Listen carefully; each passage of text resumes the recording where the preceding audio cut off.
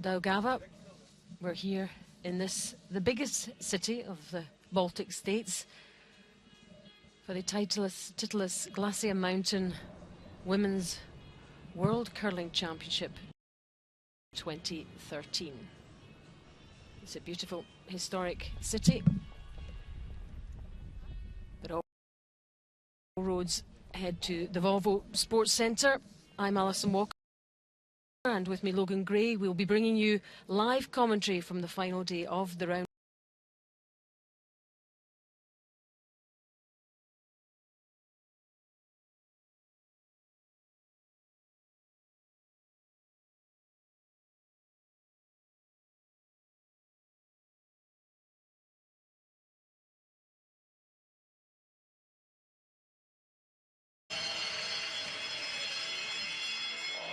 And here are the lineups for China. The lead is Yang Zhu. At second, Jingxiong Yu. The third for China, Yin Liu. And their skip, Mingyu Wang. For Canada, their lead, Lisa Weigel. At second, Alison Kraviezuk. Their third is Emma Miskew.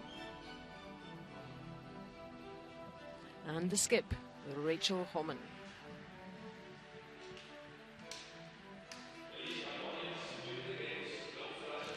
And these are the standings after draw 14. Scotland and Sweden leading the way on 8-1. Canada just lurking there on 6-3, looking for that playoff slot.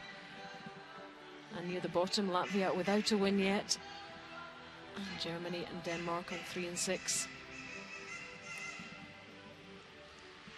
Important for the other teams here in this arena. The other games, it's Russia against Scotland, Switzerland, Latvia, and Sweden against Italy.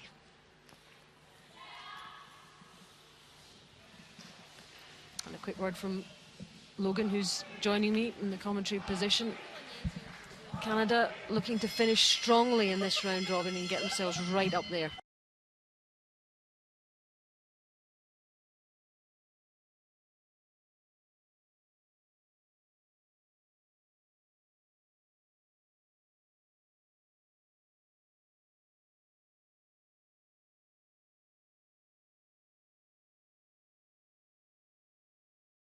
The big difference has been that they've been able to score multiple points with the hammer.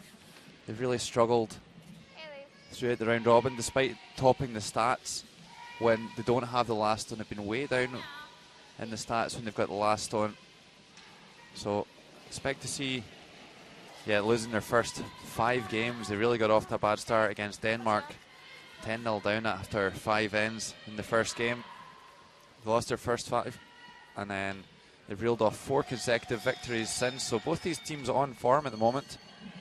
And I think you're right, China probably have left themselves too much to do, although it probably is mathematically possible at this point that they could get a tiebreaker. Yep, they are on 4 wins. It depends what happens elsewhere, of course. Certainly need 2 wins today.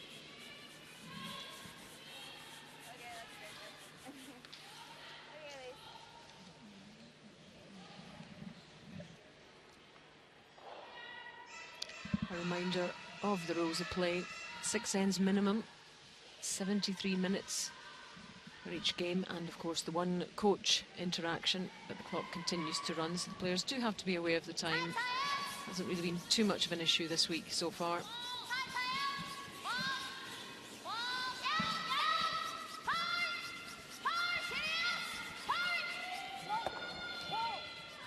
Well, exciting to see that China threw the corner guard in the first end.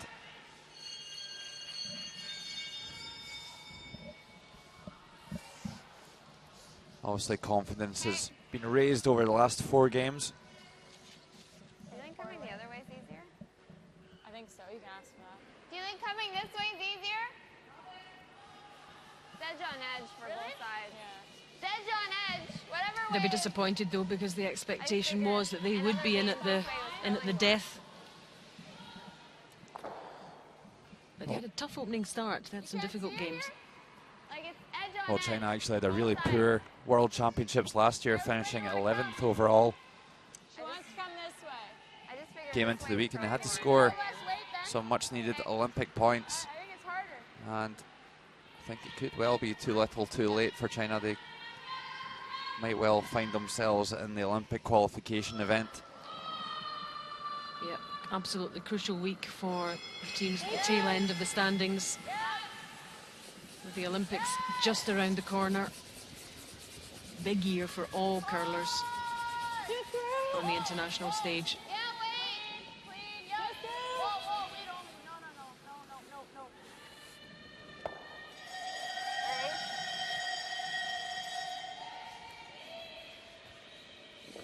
No. Yeah, it's been a real surprise over the last 2 years to see China's struggles. Of course, winning the World Championships in 2009, silver medalist in 2008.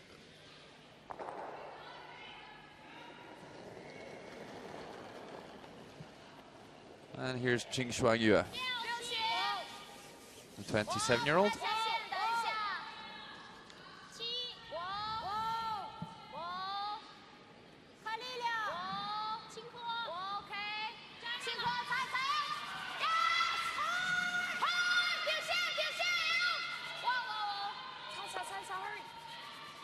They do a lot of their training in Canada, Logan, don't they? So they, you know, the Canadian style well. Yeah, they spend a lot of time over there, but I think just over the last couple of seasons, maybe spending a little bit of time in China training rather than Canada. Perhaps that's part of the reason then for their form of late. Yeah, well, myself and Armin Harder there, they discussed this a little bit, and I think that maybe the lack of a presence of a kind of international pedigree coach could be a reason for it as well. No coach along with them from a established curling nation, kind of showing them the way and teaching them tactics. Certainly at the start of the week, I really felt that China's play wasn't that balanced. They'd maybe start off really defensive, and then as soon as they went a couple of shots down, they went into full-out attack mode and just took far too much risk. So over the last few games, though, they seem to have found a little bit more balance to their play. And of course, when they were doing so well, they did have an established traditional curling coach from that kind of background, didn't they? Yeah, they certainly did. They've had quite a bit of Canadian assistance over the last few years. I think most recently Lauren Hamlin working with the team. This is the Canadian third, Emma Miskew, 24 years old.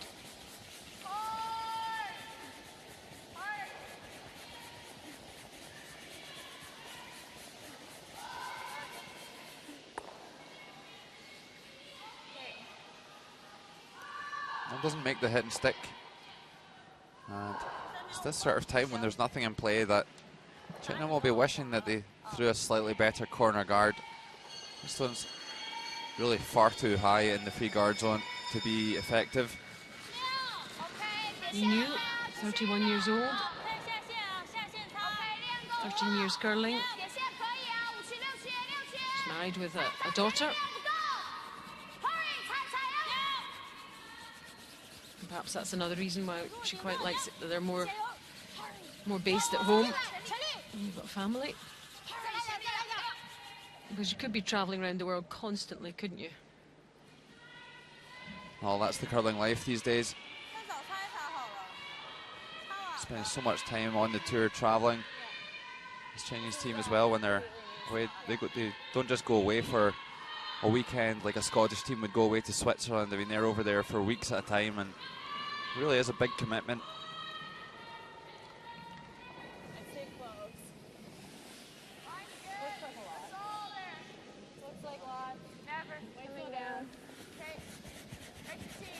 Canadian team, World Junior champions, silver medal in 2010. Stay with it, right to teeth, that's teeth. Yep, keep going, hard. Yes, sir. Yeah, that was in Flynn, Switzerland, and just a couple of differences to the team. Alison Krevzuk was actually the alternate that week, and her sister Lynn played, along with Laura Crocker. Lisa Weigel wasn't actually there. And did we always think they would step up to the mark at senior level?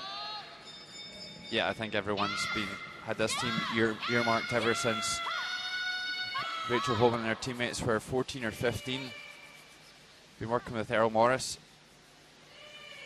ever since a very early age, and everyone's really recognised them as a talent very early on. Winning the Canadian Championships at just their second time of asking. I imagine it was probably pretty. Hopefully, I'm told.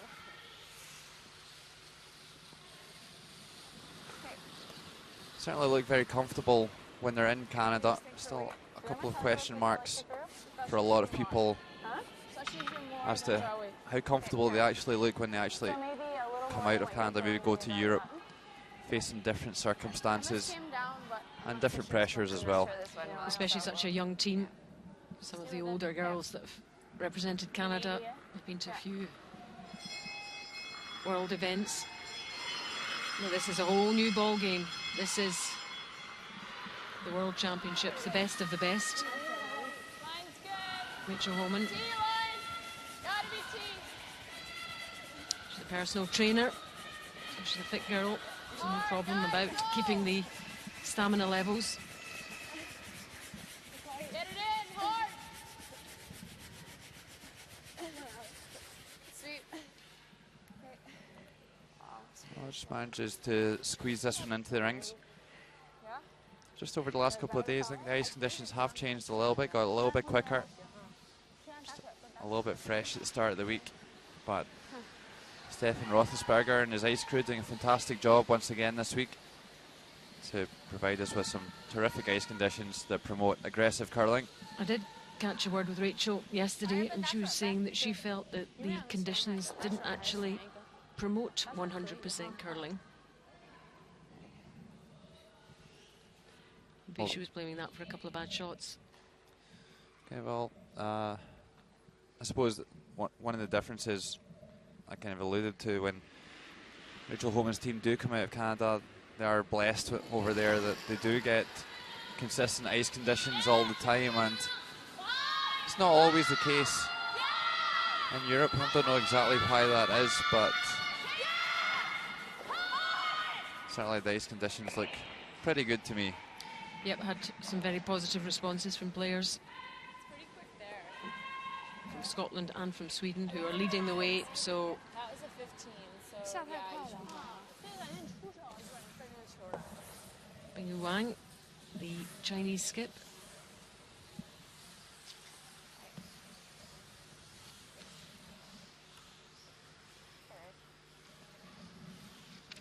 Do you think just the touch more than what you just threw?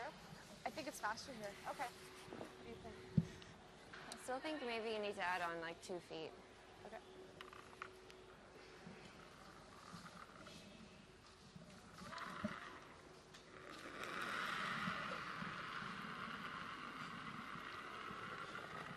Well, this is a great chance here for Rachel Homan. Come around this corner guard and get a hide that would force China to score in this first end. Certainly don't want to miss the rings and give China a chance to play the split on that red tight to the house. Finish it! Okay. Well, a nice attempt, and looks like it will be good enough to force China to draw for one here in the first end. You see it, really not much to be seen from the hack at all.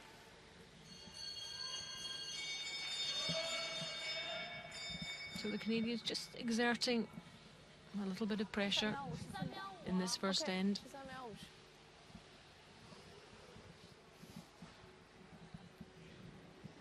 Forcing China into something that they didn't really want to do.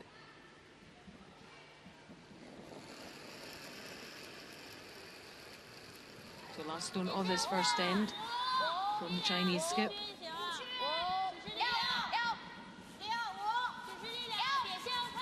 always feel it's quite nice to have a draw in the first end, just to get a little feel for your weight, especially if it's just against one in the first end. Even if you miss it, you get a good gauge for future draws. And well executed by China. After one, it is China 1, Canada 0.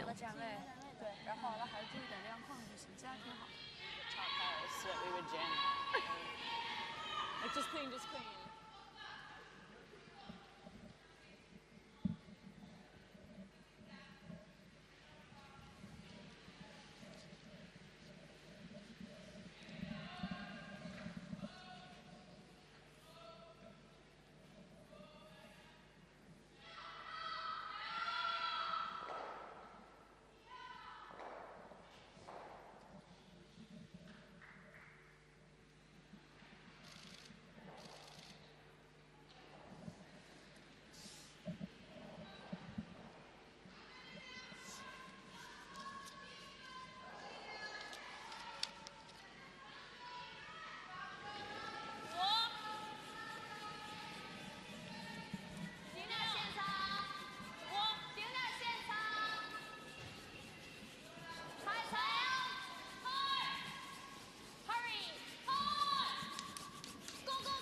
So into the second end of our featured game, China against Canada.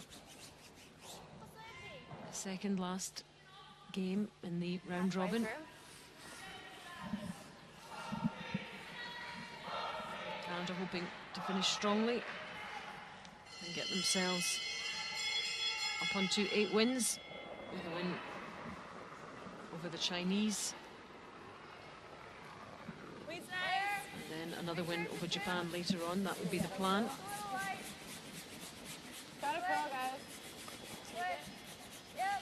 Well, I've seen Rachel Homan's team been absolutely deadly without the hammer this week. So difficult to steal against.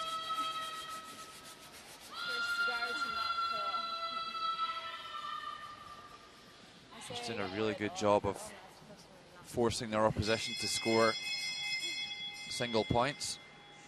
But unfortunately, they've just not really managed to string enough shots together to make the most of their opportunities when they have the last stone. That could well be down to struggling with the ice conditions as well. There's a psychology there though too, isn't there? Oh, absolutely, but at the end of the day, it's the same playing surface for everyone. Although the best ice conditions do generally bring the best out of the best teams as well.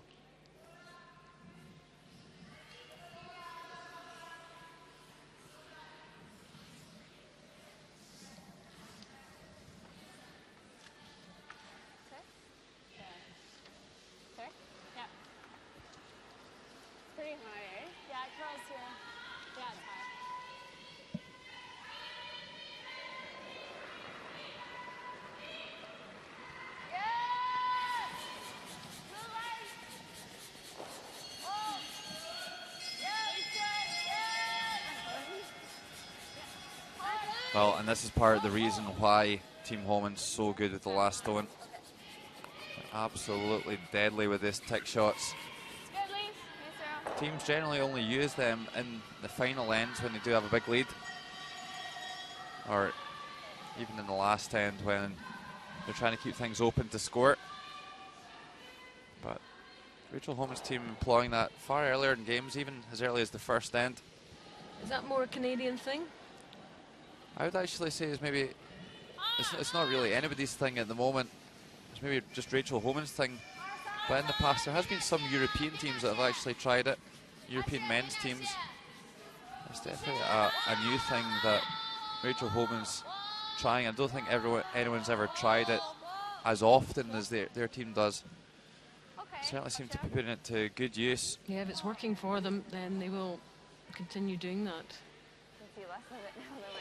You're always looking for that one thing that might just give you that edge over somebody else, whatever that might be in any sport. Do you like same weight as last end, perhaps? And it's good to try different things.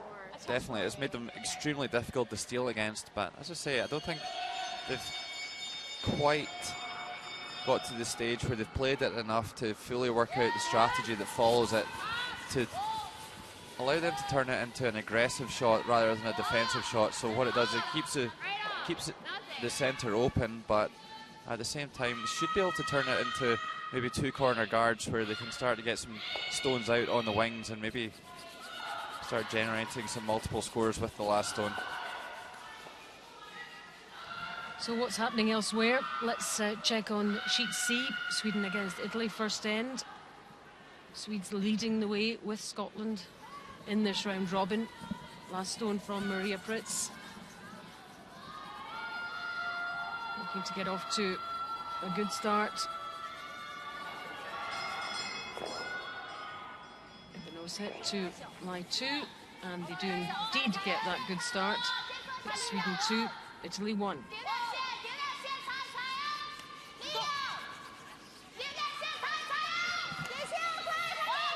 Back in our featured game. China against Canada.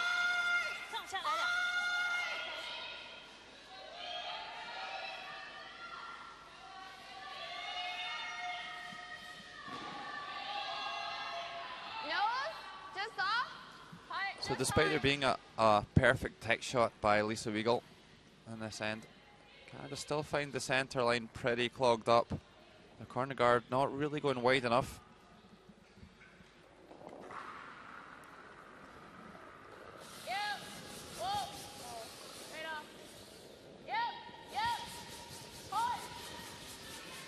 A good chance here for Alison Krevzuk to open things up, get some stones in the centre line moving.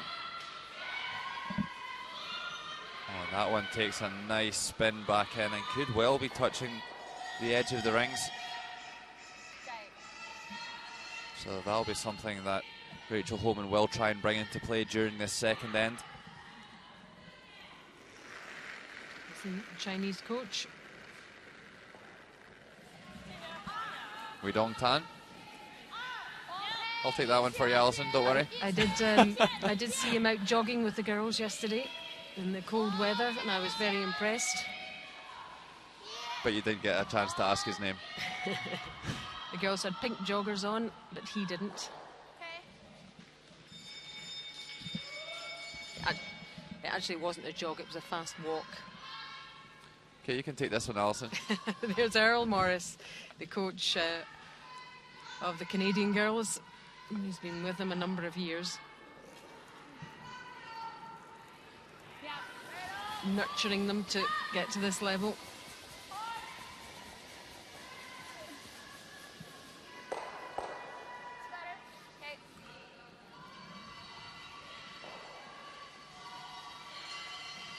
Well, there's not a lot else China can do right now other than keep throwing guards. They want to keep Rachel Holman's team out of the house as long as possible.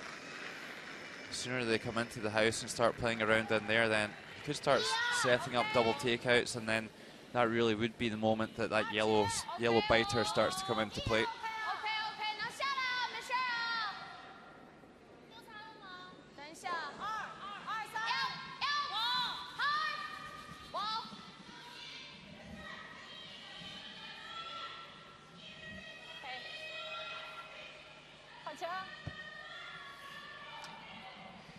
Out on sheet B, we've got Switzerland against Latvia in the first end. Latvia still looking for that first win. Last stone from their skip. Well, as I've been saying all week, Alison, if the Latvians could play in the first half like they do in the second half when they're 5 shots behind more often, playing against a bundle of red stones, probably playing against 2, it manages to cut it down to 1.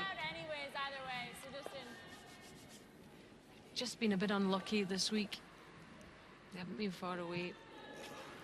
Game of 2 halves in their performances. Yeah, I think a lot of it's tactical as well. They don't have that much experience at this level, or even playing in World Curling Tour events and such likes. Well, the key there was that stone out wide was removed. That was a really useful stone for Team Canada. They're trying to bring that one into play, and now it's gone. And China been left with one around at the back of the rings too. So looking like Canada might well be forced to score here in the second. Yep, the tables have turned just a little bit in China's favour.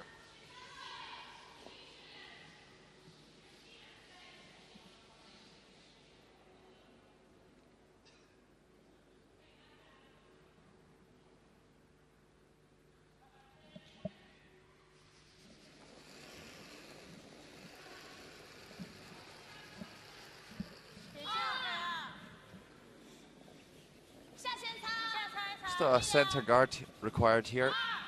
You don't need to get this one all the way to the centre line, even if they just cover the outside edge of the stone. They don't want to leave a hit and roll in front of the stone at the back of the house. Well, they're certainly not in danger of over curling here.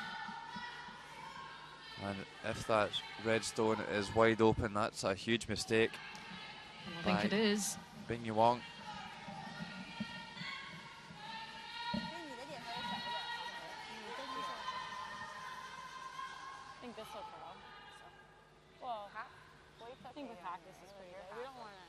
Make sure you get by. Yeah, we can roll out to the side and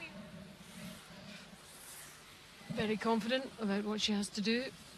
Quick word with her vice skip. Hack. Hack should be okay down here. you should stay half. Huh? I think so.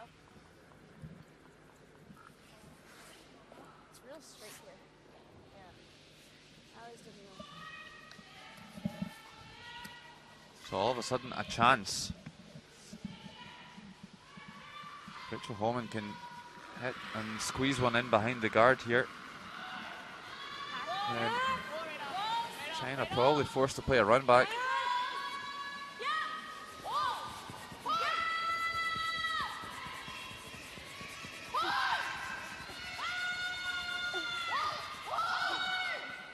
Oh, just rubs the guard. Wasn't far away.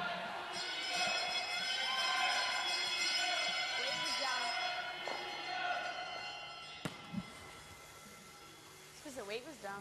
Hmm? I didn't say anything about the weight. It's like back line maybe. Well, not throwing enough weight on that takeout there. See, rubbed the guard and split that stone they were trying to hit. And nothing even past the tee line.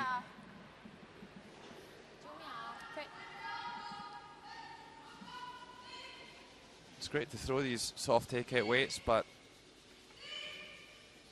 there's no point in erring on the light side.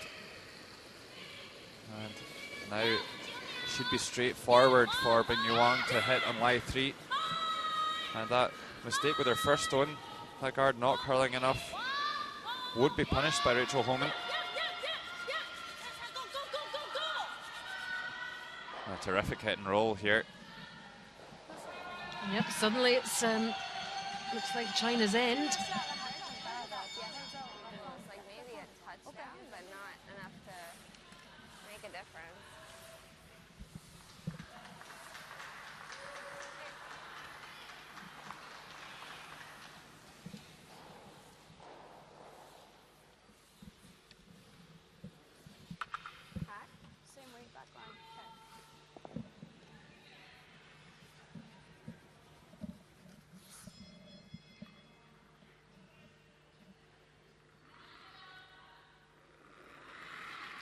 So last stone of this second end.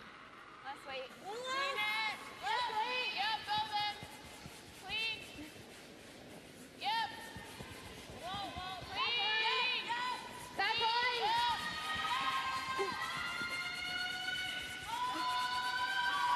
Back line. All over curls a fraction, but does enough to score here in the second end. So after 2, it's now China 1, Canada 1. 行，起成功，咱再打打后手哈。1、2，加油！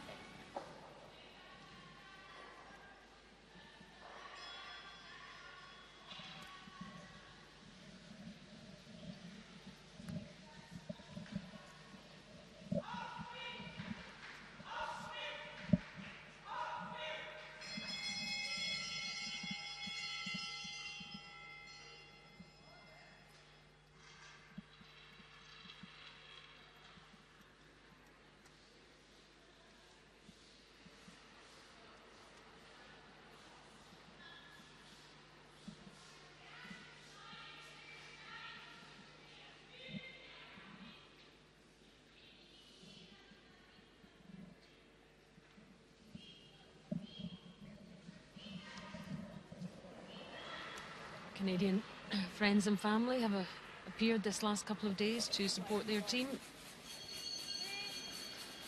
Rachel Homan and her Canadian counterparts. Looking to finish strongly in this round robin, make sure of the playoffs. Canada on 6 wins.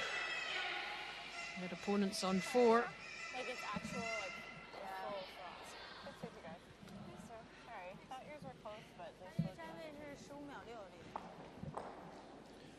Well, we've seen the exchanges of the first couple of ends, and I don't think China will be too concerned at this point. Probably had the better of the exchanges. They certainly had a chance in the first end to get around that corner guard and really put some pressure on Canada. Didn't manage to take it, but they really dominated that second end.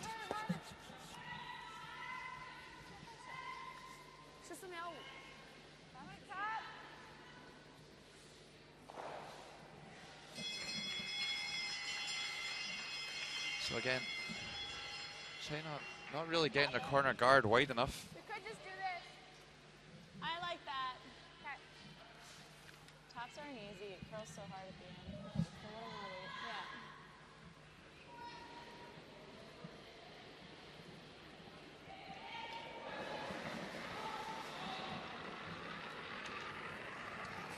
Line's okay, a little tight. Wait only. Take a look. Oh, this is quite an interesting call. Whoa. Rachel Homan choosing to go around the outside of this corner guard. It's a lot of We're back. teams play up the center line side here. Good. Okay. I don't know anything anymore. Well, Well, that was all the same one result and when you've got good quality ice conditions. I thought it would carry. 13.5.7、6、7 ，OK， 点点线，起磕 ，OK 了，听歌了，力量大。 China trying to follow them down here, but it looks like far more weight. 磕了，磕也正磕，哦，不擦不擦不擦不擦不擦不擦不擦。 Seems to be a ton of curl down that side. It really came down hard and pushes that Yellowstone to the back of the tee line. 这12.5。 Let's see what's happening on sheet 8. It's Russia against Scotland. We're in the second end. The Scots leading after the first to love, and it's Anna Sidorova with the last stone of this second end. Yeah, the reigning European champions here, still in good shape to qualify this week. What нет? Read. Read.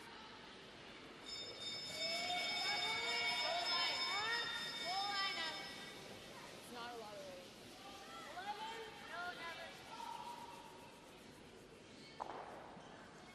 Scots were lying 2 there, but it's Russia who get 1. I'm not. 2 after 2. It's Russia 1, Scotland 2. Well, they very nearly over curled there a little bit needlessly. There's nothing else in play. They could have just thrown a draw to the button. And Scotland actually stole 2 in the first end without the last stone. So a good start to the game there for the Scots, with just 1 loss this week.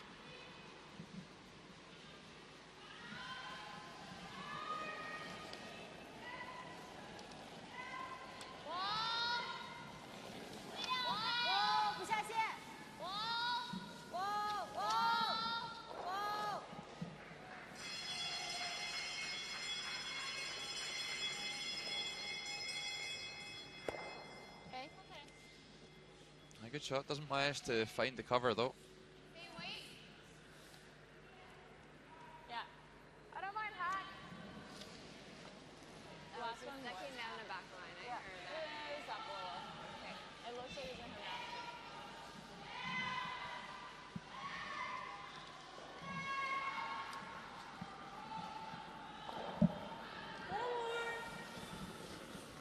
No, no.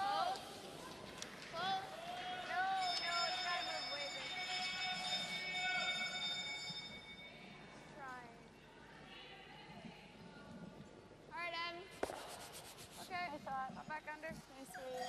Does enough to flip a piece underneath that red guard. At the moment, the problem stone is probably the one that's actually closest to the house. Yellow stone just out front of the house. That's the one that's blocking the way in for China at the moment.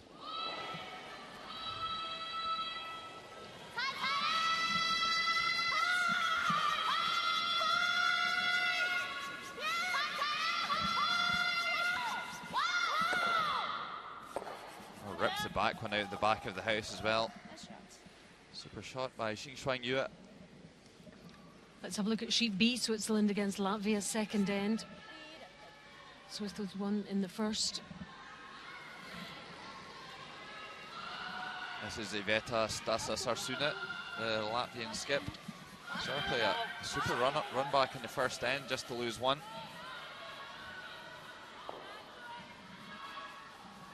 And this looks like a draw for two here in the second against the Swiss. Skipped by Silvana Tirinzoni. Marlene Albrecht back in the lineup this morning after a seat last night.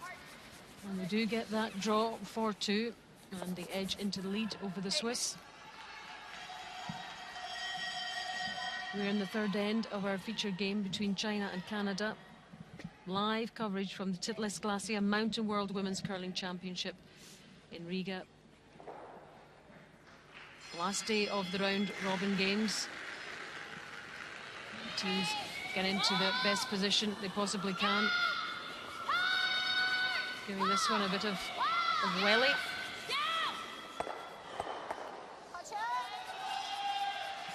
And off go the two yellows. Clearing things up a little bit and a little smile.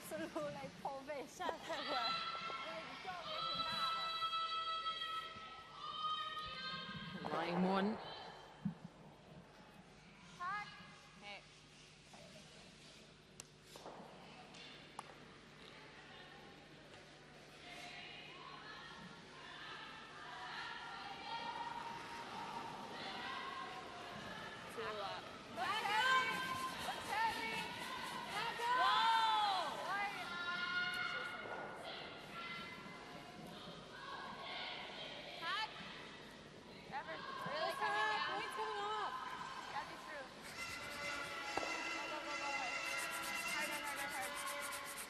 Have they done enough to get this one through? They have not, but probably good enough to lie shot position. It's like a rocket. Yeah. That was like a lot of everything. Yep, taking a look at the positioning. Yeah.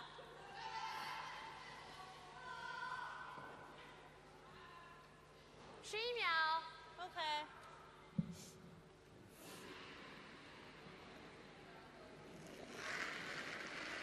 Choosing to get rid of that stone.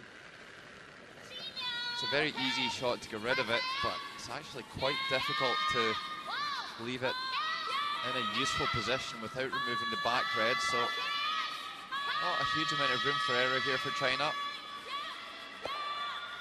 And they do manage to send it past the back one. And the red at the back still intact. That pass. I think this one is fine.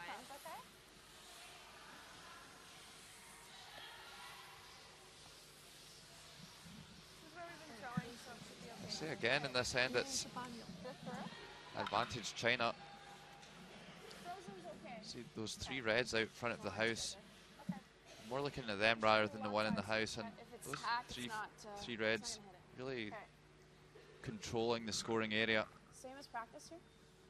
I think so. Like It's an pretty, I EST? think it's pretty close. An Maybe- EST? I think it might be just a touch slower, but it's pretty close.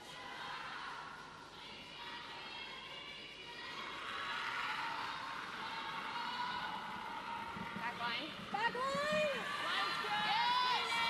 Whoa, whoa, whoa! Lean! Yes! Lean in! Lean! Whoa, whoa! Yep, yep!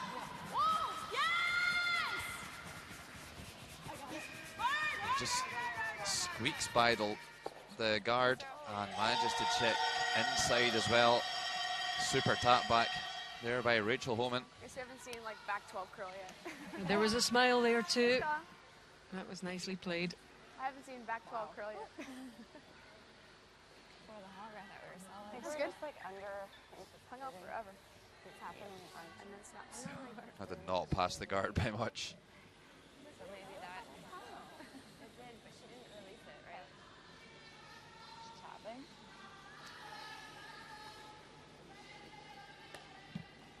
帮你清传一下。13.5，加油。 That's what a China looking at here. 第二点再稍往外一点吧。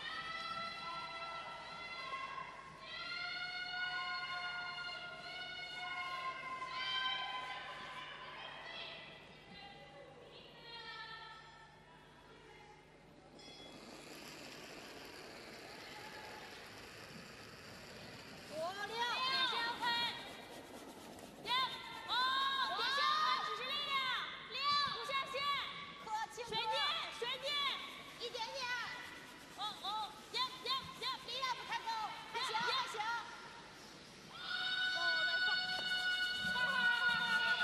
Catches her own. Good sweeping. Here? It's good here? Yeah, unless you want to hit roll, I'll just do it too. Well, then they can hit for 2 if I don't roll in. I'm just worried about the ice, that's all. I'm always worried about the ice. So it's just like, because we're going a little further out, I'm not sure we really know. Yeah, if you don't make it, she hits for 2. Okay. Wow. What's she sitting right now? Since you have a long 0, roll, right? We're shot. We're shot? Oh, okay. Like, we could do this, but Again, yeah. we could do That's a lot why of I things. said that. Just Well, because no, you we have a can either few draw places you or- could roll. I just mean like, it could go anywhere. I don't know. I think we hit. Unless we're confident of draw weight out here. Are you confident there? Yeah, I think I could throw it. I think an 80 is good. It's got to be shot. It can be back here and shot, but it has to be shot. Like, I think 2's better than 3, just in case. I don't know. Whatever you want to throw. Whatever you like, Grace. Like, even if I tick the guard and we roll in for shot, it's fine. There's What are no they worrying double about for 3. here? I don't know if you can. The weight, the ice. I just You're mean if I rolling wick into it. pretty high. You'd have Well, to they're dip a worried wicket. because they only have 1 yellow in there and there's 2 reds round about. They are lying short position at the moment, but if they don't get the spot hard to roll exactly in right because with it's so this straight. stone, Yeah.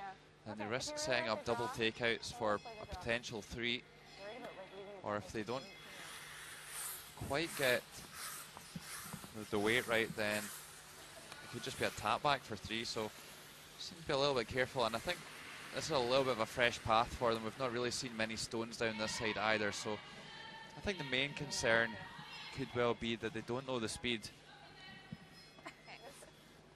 and I think because of that they've changed their call here. I think this is probably a safer call. The draw was quite an aggressive I almost said something. shot.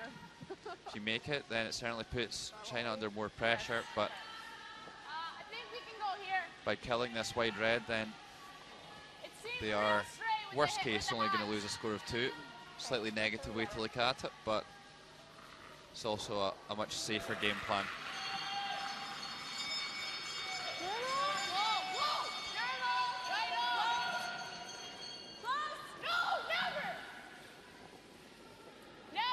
Does need to roll in to lie to. Great shot. Yeah, great shot.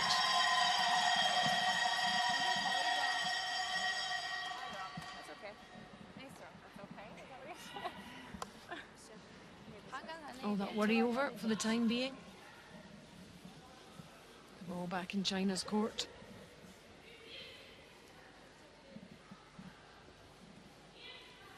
The line of stones there.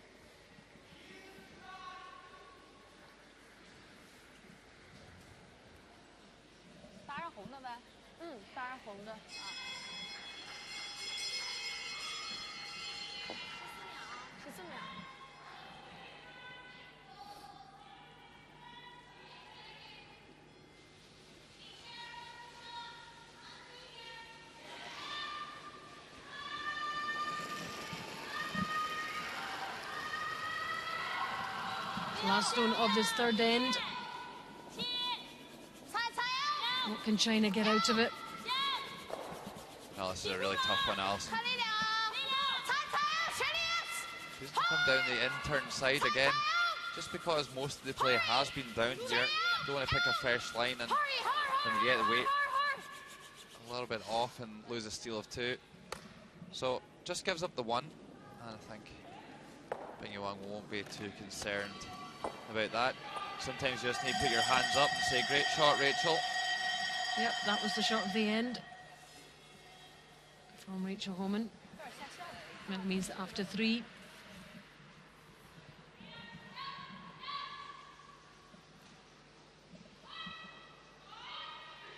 They are not well ahead, a couple of shots ahead.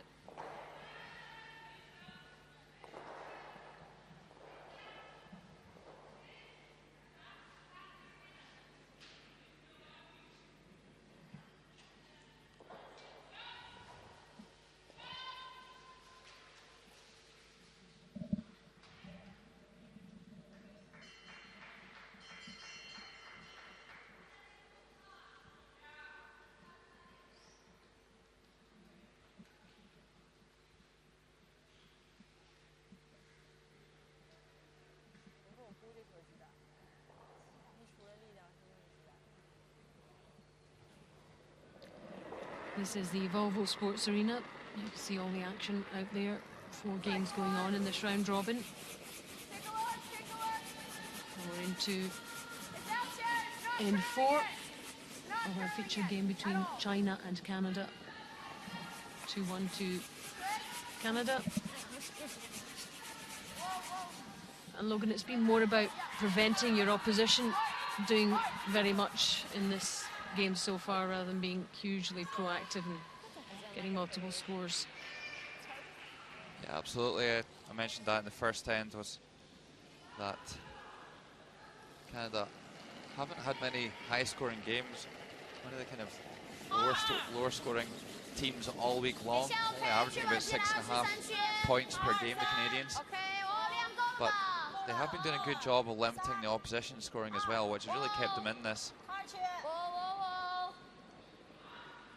I think the main reason that they've not been able to score very much with the hammer is you just can't get their stones in the right spot, and when you're trying to maximize your opportunities and make chances, then sometimes it's a little bit harder to score when you're missing a couple of shots in the end when you have the hammer.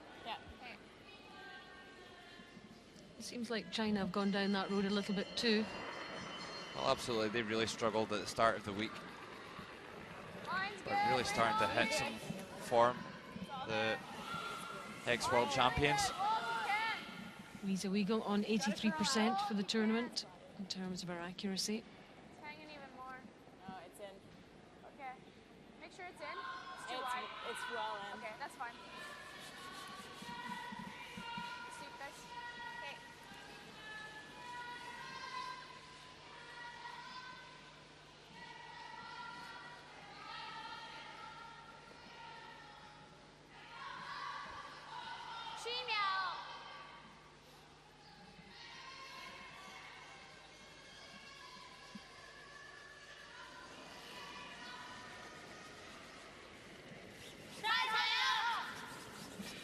And Zhu slightly up on her Canadian counterpart, 6%.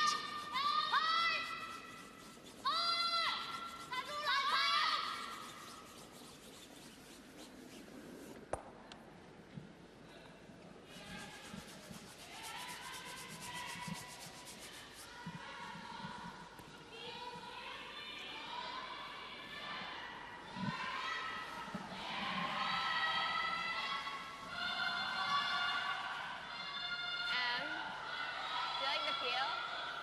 Yeah.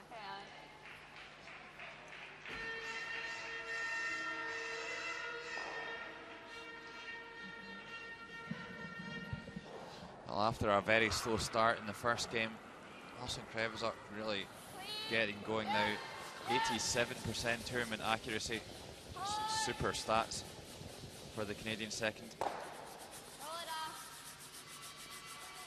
Well, that's not an 87% shot right there. of a mistake there. Leaves a corner guard. 可以啊。OK， 这边下大家人10秒力量。行。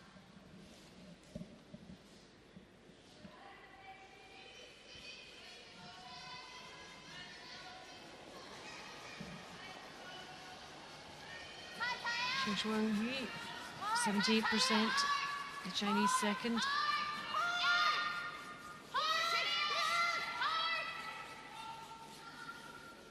OK， 这是9秒，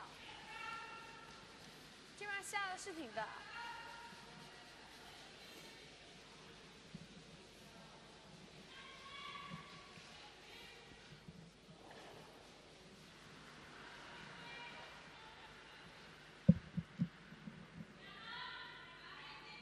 Well, China would like to make a roll with that last one.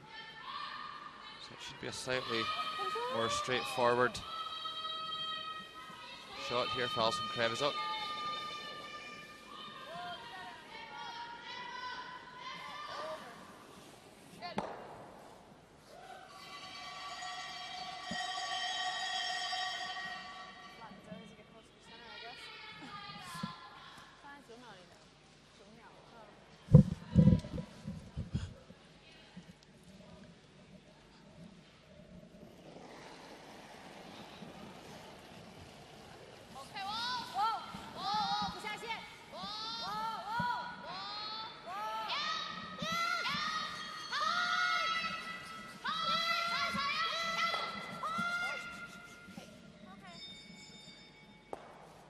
Let's nip to sheet A meantime and catch up on Russia against Scotland. Third end. See Muirhead, the Scottish skip, with the last stone. Scots 3-1 up at the moment.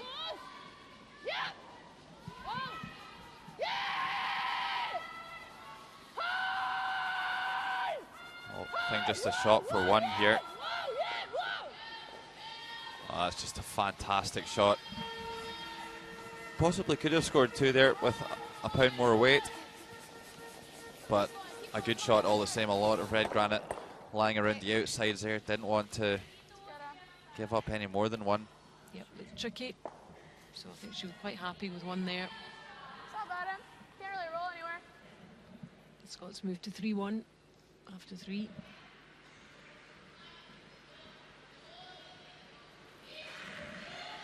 It's 2-1 here in our featured game.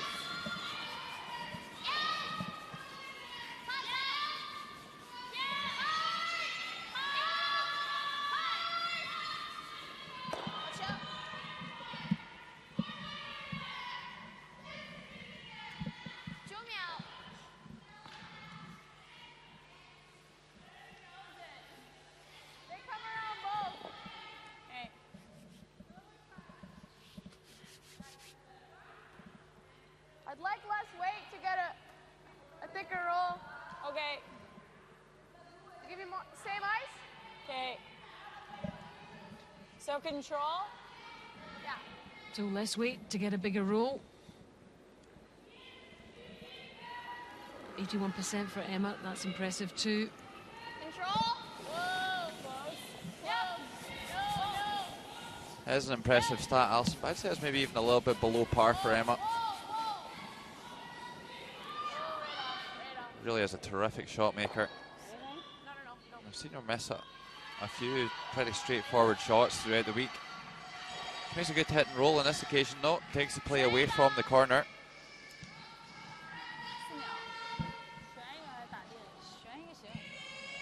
So is she better at the more difficult shots and perhaps doesn't concentrate fully for the more standard ones? Yeah, could well be the case. Alison. Here's Yin Lu coming around the corner guard. Betty Wang choosing to ignore that wide yellow stone here.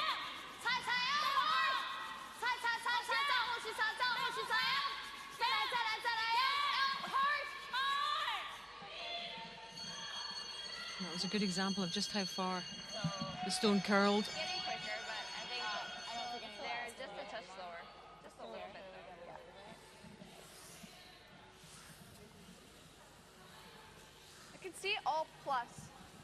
Do you want to throw less ice with more weight? No, I think this is fine. Okay. Just through.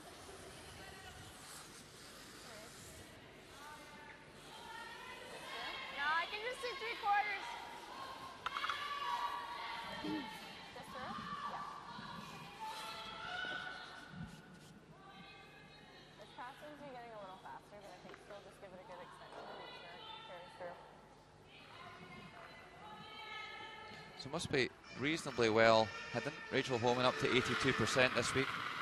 She's been just steadily creeping up the way. Seems to be really finding her feet now in the competition. Really good. Clean it. Yep. Whoa. Clean. 11. Whoa. Yep. Yep. Whoa. Whoa.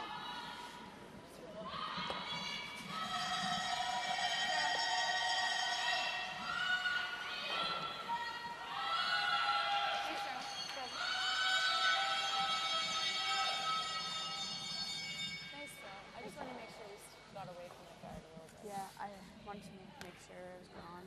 So I thought maybe it was a hair down. Just the way it was going.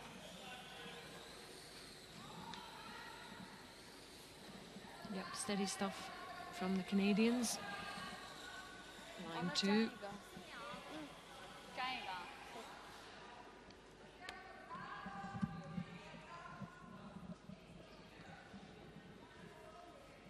Yeah, nothing really going for them in this end. Apart from the fact the centre line's open. 加油。 And if they do want a multiple score here, they need to make this freeze really good. Bing Yuang moving up to 78%.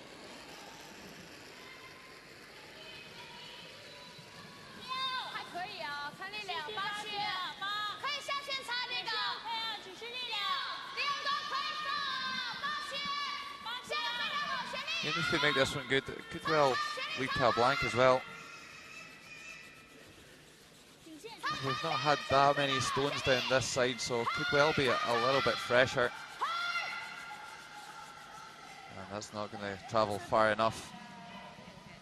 Canada still lying short stone, but still think we'll see them remove that top red. 这个多少力量？ Normal hit half, it should come up. Okay.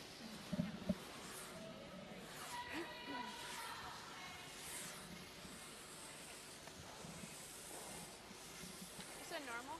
Normal? What'll roll out? We'll probably roll out just to be safer. That's fine. The lines aren't very true. I mean, if we can flip the back and sit up top, it's real good, but it's a little risky. Yeah, but we're going to keep it.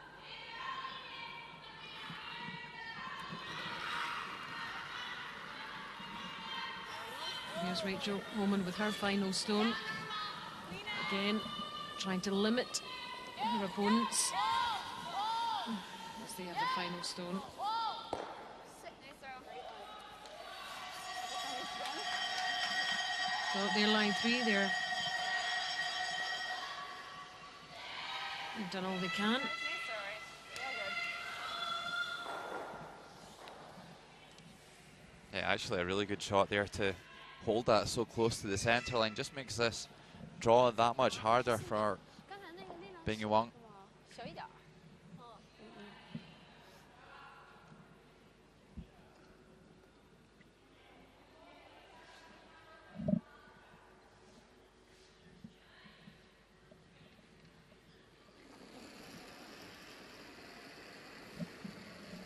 So last stone of this fourth end. Yuan going for the draw for 1 against 3.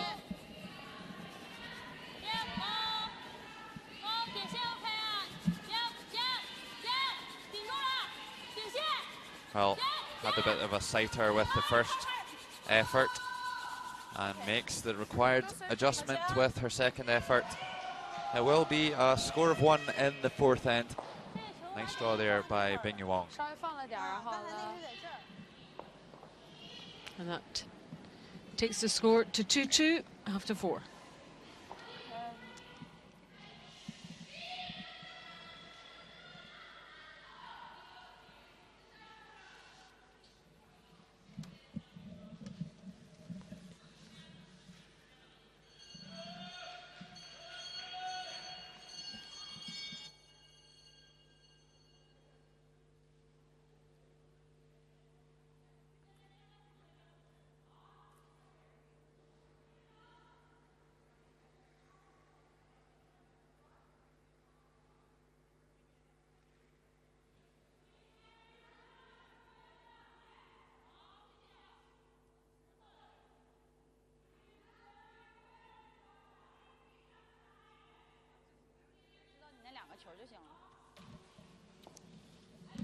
去，量大滑进营。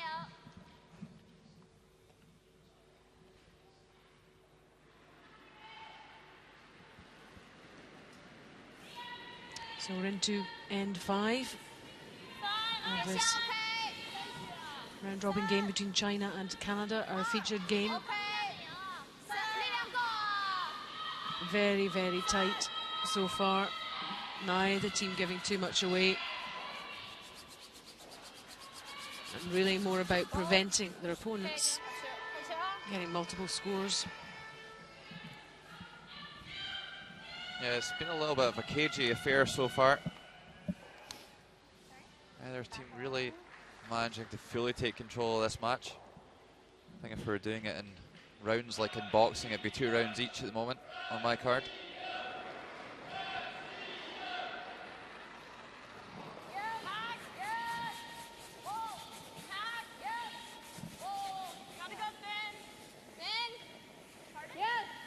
I just feel at some point one team is going to take a little bit of a charge or a risk or whatever you'd like to call it, or a mistake, and that will change things and turn things around. And that is generally what happens. Well, that's a really good tech shot. They've managed to push that red into the house, but more importantly, look at the spot they've rolled their Yellowstone to. An almost perfect corner guard. And just the quality of that tech shot. And we generally expect Lisa Weigel to make it most times, but just depending on how good it is really can dictate how the end runs after that point. Whether it's going to be a reasonably defensive end from Canada or whether they can turn it into some sort of offense. But the beauty of the tech shot is that it allows them to play a reasonably conservative you don't have to take too many risks.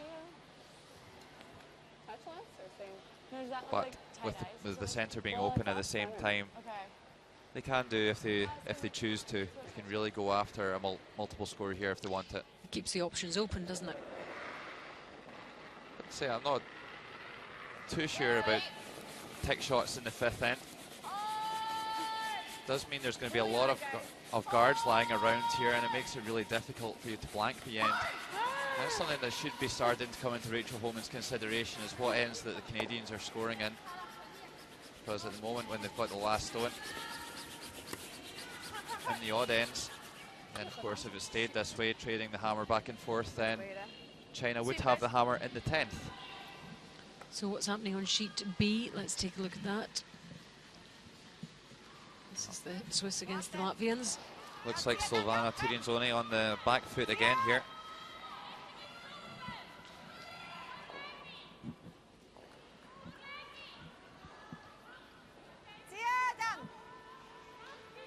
Big scrub here from Gantenbein and Neunschwander.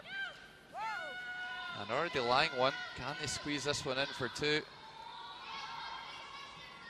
I don't think they can. I think they need to hit their own redstone a little bit thinner there to squeeze it down onto the button for 2. And it's a force of 1. Latvia maybe coming along to spoil Switzerland's party. Latvia 3, Switzerland 2 there.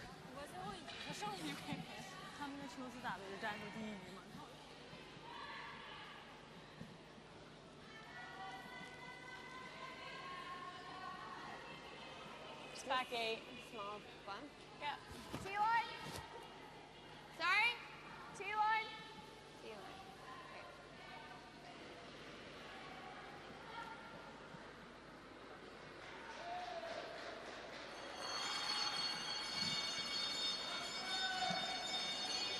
Yeah. Hard. Hard then. Whoa, whoa, whoa. Just breathe. We saw a lot of play down this side of the sheet in the 3rd end. Wait only. Whoa, whoa, whoa. Seems to be a really nice curl Whoa, and whoa, going whoa, towards the barrier on this side. whoa. And a super shot by Alison Krevizok. Really good spot there. Curl up to hit that. Yeah. I thought we'd still hold it though. We weren't on it Yeah, yet. me too.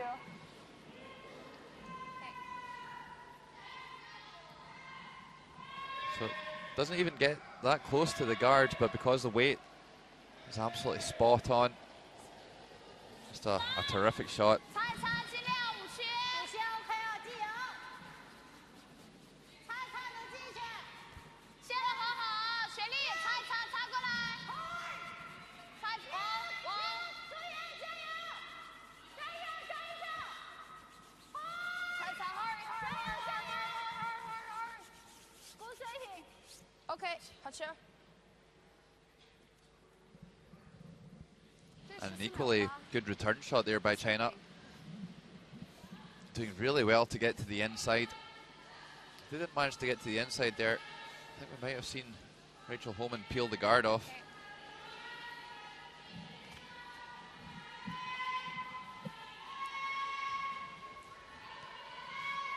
And this is always the thing with the tech shots. You play the tech shots. If you even just miss one of them, you're going to get sucked in round the middle. And China getting a chance to get in there first as well.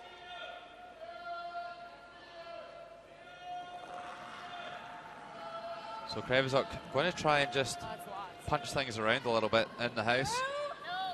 Rachel Holman giving her players some options. Even if they overcurl here and chip the guard, they could maybe spin a Yellowstone into the wings that could be useful later on. Whoa. That's not bad. Well, it's not great either, Rachel. Too much weight there from Krevizuk. Slides right by both of the reds that Rachel said she could touch. So a bit of a wasted shot. So after 4, it's Russia 2, Scotland 3. That game going on. And Scotland have the last stone in the 5th end.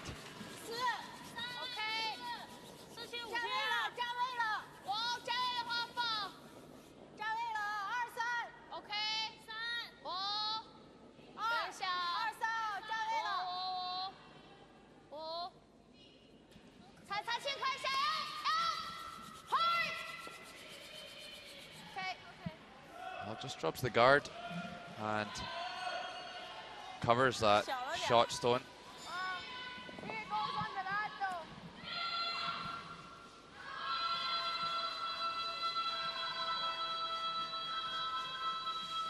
Canada not in a great spot here, it must be said. Again, I need to peel and open this up. The other option could be to come around and tap that red back. But we saw them turn down a shot here 2 ends ago because they couldn't guarantee what the speed of the ice is going to be down this outside of the sheet. Maybe. I think it'll move just a hair. Okay.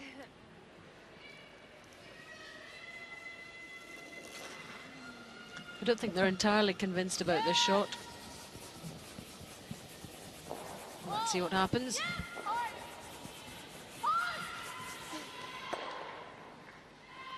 Went for the straight run there, and that's an absolute disaster for Emma Miskew.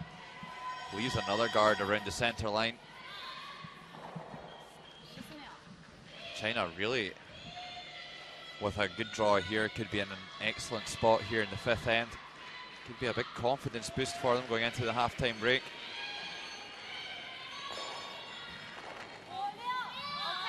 I always think it's very much like football, Alison. You never want to lose a big score just before the halftime break. Never like you want to lose a goal just before halftime. Or the opposite, if you're on the back foot and you scored just before halftime, you go in 10 inches taller into that break. That's a terrific freeze as well. Canada in huge trouble here in the 5th end. Yep, she enjoyed that.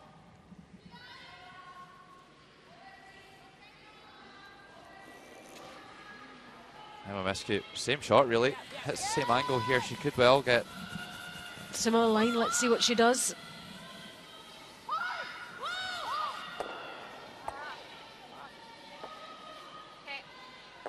Certainly a bit better than the last one.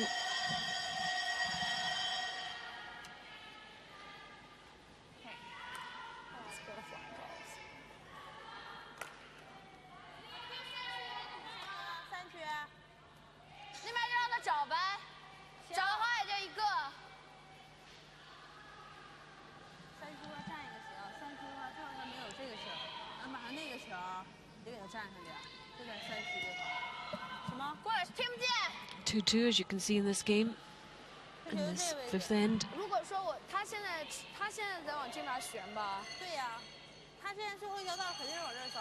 如果你现在往这儿站一个的话，现在往这儿站一个，或者稍微再往下一点也行。这球他打的话他也打不走，他得上翻他自己的。完了这个球他找的话，这个球。What are they thinking here, Logan? What's the deliberation? 你觉得他还能找那边那个吗？ Well, at the moment, I think they're just trying to work out what shots Rachel Homan's actually got.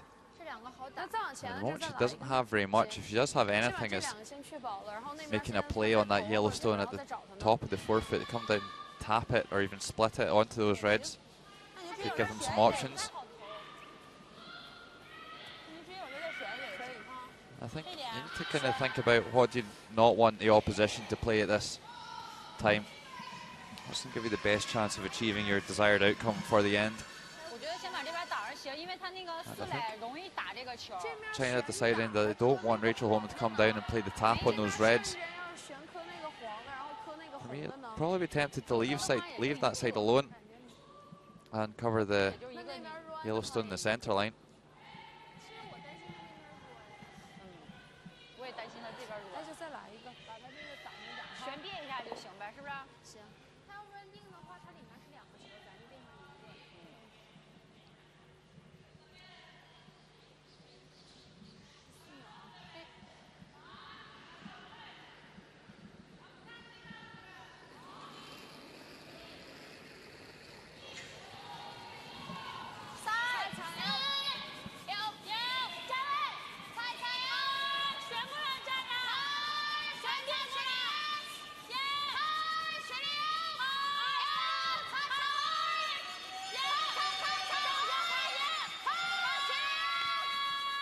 Is it going to catch that yellow?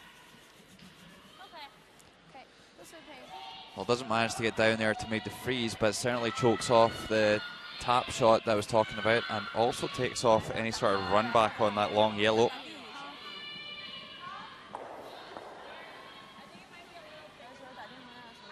So I think we'll see. Well, Rachel Homan trying to open this up. It hits it when you're hitting 3/4. It's trying to go thin. Yeah, but I don't want to hit it too thin because then it's just going to go sailing through. I got to spin it in. I know, but we don't want to stuff it. Then we got nothing. I think I need half. If it's on, it's not. That's too thin, Rach. Okay, so I think we've come to some sort of agreement here. I think Rachel's just going to try and wiggle this yellow through the two red guards. She's going to hit it pretty much half stone onto the one in the center line, and then try and ricochet it off the wide red, and then with a bit of luck spin it into the rings. Difficult to guarantee exactly what the stones are going to do in this situation. Yep. She could get lucky here. Seems to be, I was going to say, seems to be hitting it pretty close to where she wants, but that's not a good result there.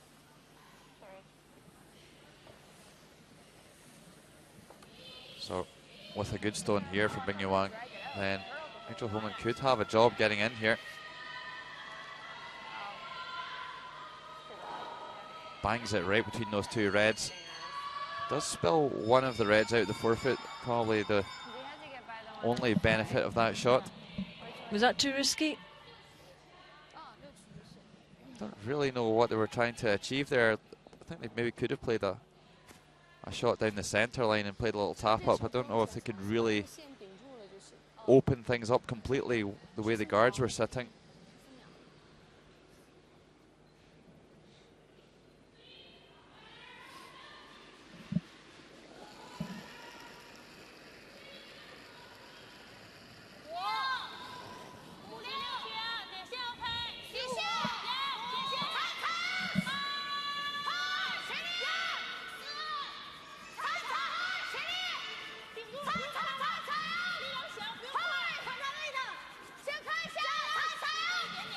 Well, this one's over curling.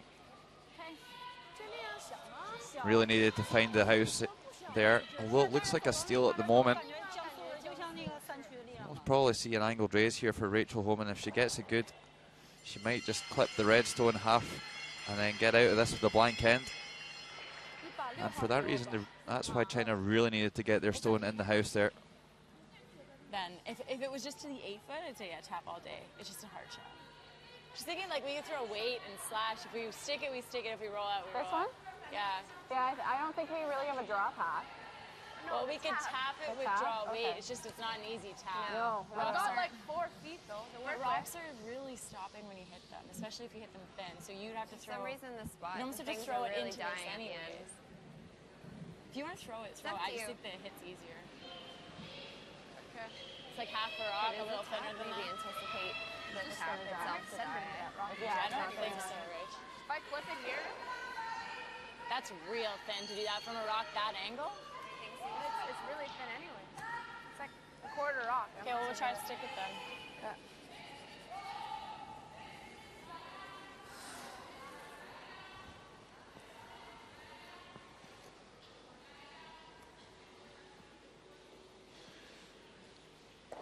You can always roll over top. Yeah. I don't think you can hit it too thin. Well, Emma Miskey seems to have talked Rachel Homan into this one. So as I suggested, she's going to try and run this yellow corner guard in. Hit it probably about a quarter stone on the left hand side as you look at it. Whack it onto the right hand side. That's the plan. Well, sorry, whack it onto the left hand side of the red stone and spin everything out of the house, blank end. And that would be a real let off for Canada. Last stone, fifth end. What's going to happen? Well, she gets one and also rolls the shooter. Super shot by Rachel Homan. Well, they certainly didn't call it going that way, but just fractions really. Super shot, and it's a blank fifth end. A real let off for Canada. Yep, Canadians loving that. Could have been so much worse. And after 5. Now, China, still China 2, Canada 2.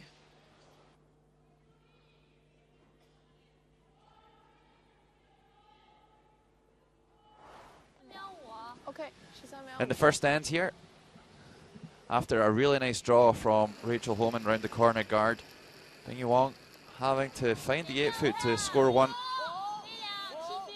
China never managing to really get the corner guard into play.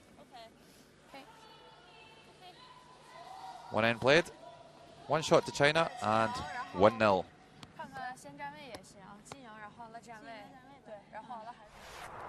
Then into the second end. Rachel Homan with a poor attempt with her first stone, not playing enough weight to push a stone out of the house. And had to throw pretty much the same line with her final stone of the end. Over curls a fraction and chips the top one, but gets a good shooter and scores one. Canada 1, China 1. Then Canada doing a really nice job of forcing China here in the fourth end. Managed to get a steal in the third. And Ding Wong, after going up a little short with her first draw, making a nice adjustment with her second one, and the sweepers looking after this one very nicely.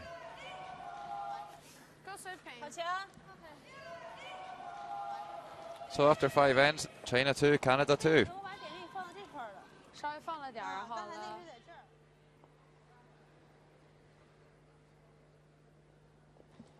Elsewhere, here in the Volvo Sports Centre, Russia trailing Scotland by 3 shots to 2. Switzerland trailing Latvia by the same, and Sweden leading Italy by 6 shots to 3.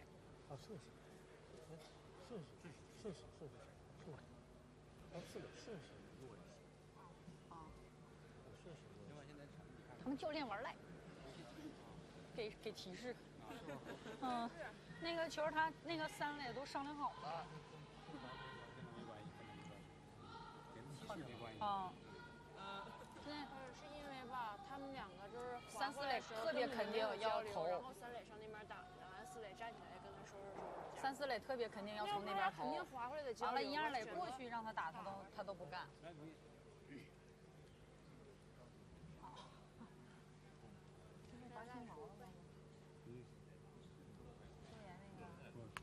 就是你这是非常好的一个球，你能做一个及时转换，这个他那攻击的球马上就处理掉，就是这个你打得非常的冷静，而且发现了这个问题，这个是一个关键点，马上解决了，这是好的，这是好的啊，所以说你在打后处理得非常好。就是稳稳当当打，好吧？该搏，然后伸手嘛，你该。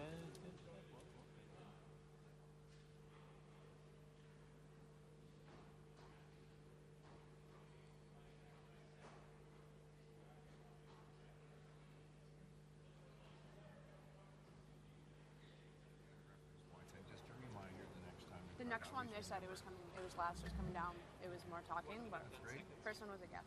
I guess wrong. Hey, ladies. That's okay. Watching the time, you guys. Yeah. Learning lots A of little behind. Mindful on the time, but Really? yeah. just Under reviews more than half. This is she day again. It's the same timer. great way to come out of that last stand. That's just gonna like momentum towards the sixth stand.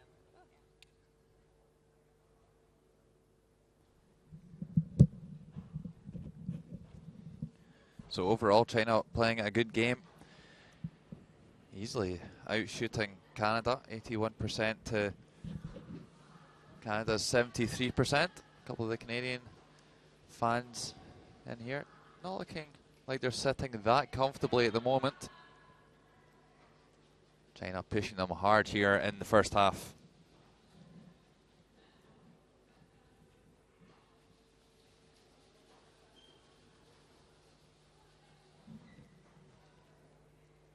Some cheery Scottish people. And here this morning, just a new batch flying in yesterday to hopefully follow Scotland through the Page playoffs.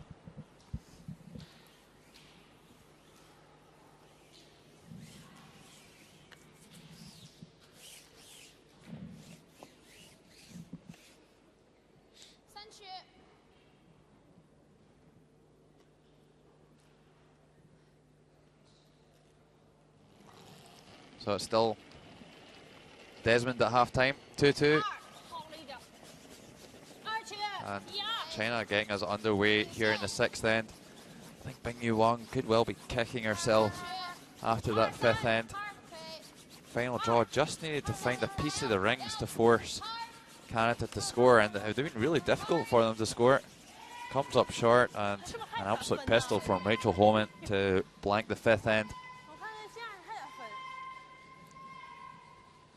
And it's been the same old story for Canada, really, just not generating anything on the offensive end when they've got the last stone. Both teams being very good when they don't have the last stone. Lisa Weagle only playing 72%. Had a couple of tick shots in there, and there's a tricky shot. Lisa Weagle will certainly have the hardest of all shots this week across all the leads in the competition. Makes another nice tick shot. They did this in the last end and pushed a nice corner guard, but didn't really manage to get anything going.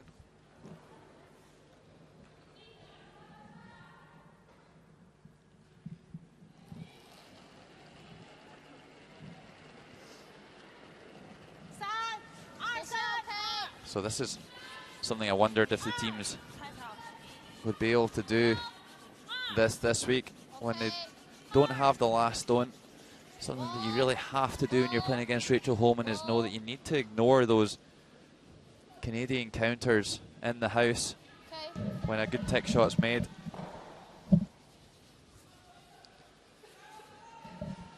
And China doing a good job here, getting a nice centre guard on and forcing Lisa Weagle to play the tick shot once again.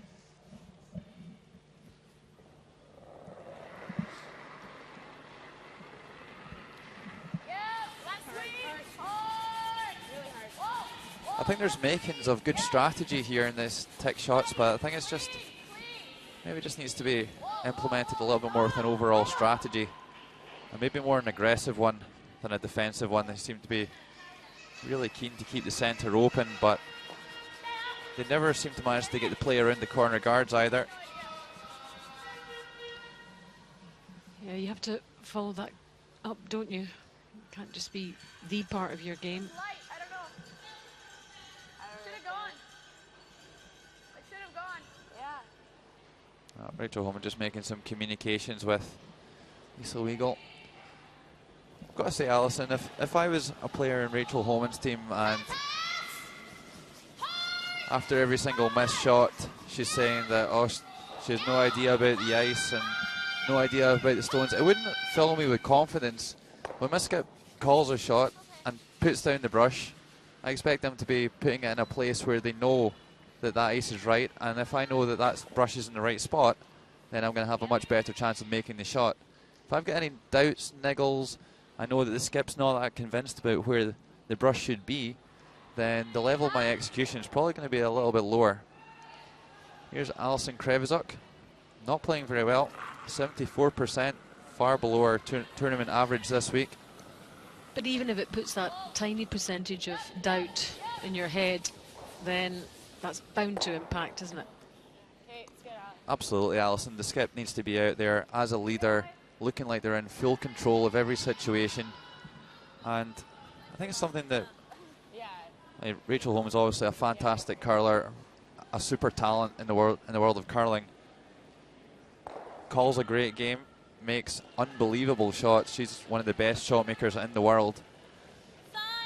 Xing Shuang Yu playing 91%. Very nice game from the Chinese second. But if Rachel can really improve on something, it's definitely the mental side of the game, and just maybe being a little bit more poker faced out there. And yeah, if you compare it to the likes of Eve Muirhead, similar age. Eve Muirhead of Scotland.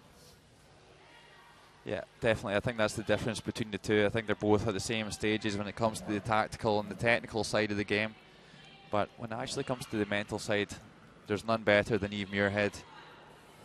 If she tells you you can do that shot, you can make that shot, you will generally make it, or believe you can make it.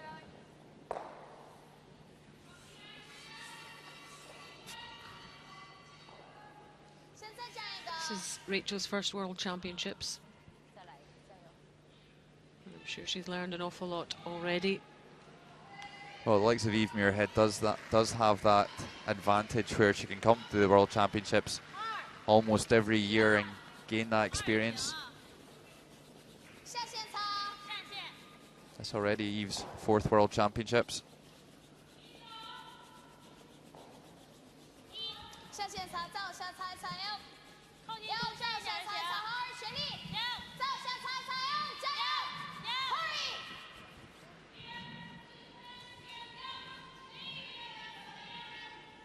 And she's played in Europe a lot more than Rachel has.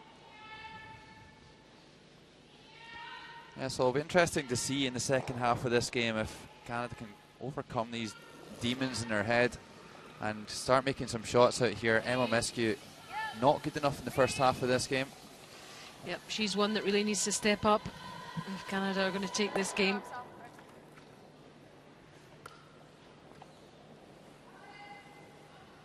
Running our time clock for a really long time. Yep, I know. Saw that. Talk to the official. I will. Ask him to keep an eye. She's not looking too happy. Emma. I'm not going to go on about this psychological thing too much more, but certainly any sports psychologist, I'm sure Rachel knows about this and has been told about this before. They've got a sports psychologist with them this week. I'm sure the sports psychologist says time and time that they need to look after the things that they can control. There's things out with their control that they shouldn't worry about, and that's things like the ice conditions and the stones. They also need to get the best out of those things, but at the same time they can't let it affect their overall performance. Let's see how the aforementioned Scotland and Eve Muirhead are getting on against Russia. Last stone of this 5th end. Clean, Becky, clean!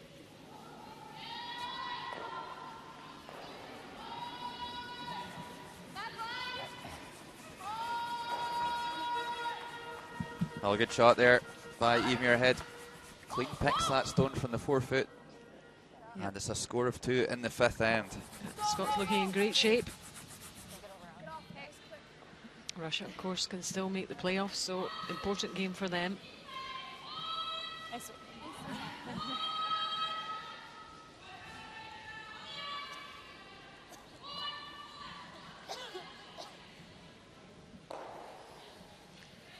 Back to our featured game.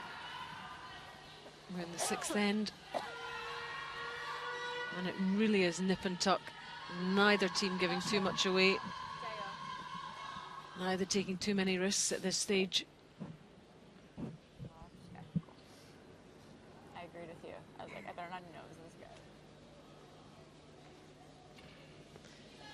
guy. Li Wang, 74%. The Chinese skip for this game. Gone down a little bit.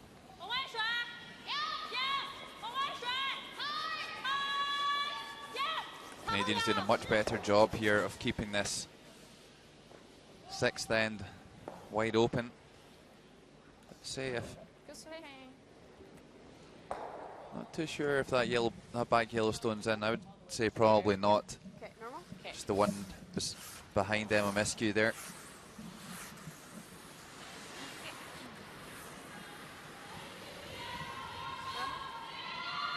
Normal. Are you rolling? Yep, that's a better view of it. You can see it's not quite touching. Okay.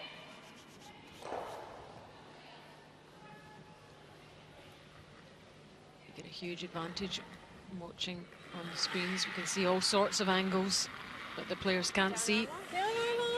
Rachel's had a really good game, 87%.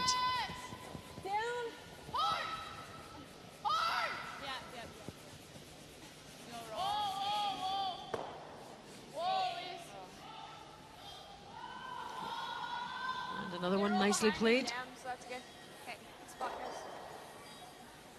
No, it doesn't quite make the roll behind cover, but Betty just needs to be a little bit careful with this yellow on the back line. Would be a bit of a disaster if they overcurled and jammed one right onto that back yellow.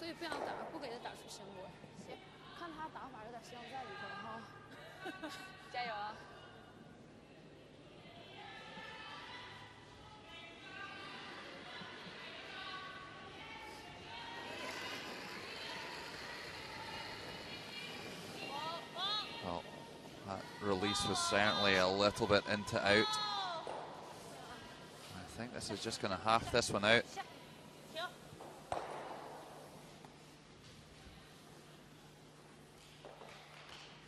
So a bit of a mistake there. And the rescue just checking that back yellow's not out. And Rachel Holman will just throw this one away to blank here in the 6th end.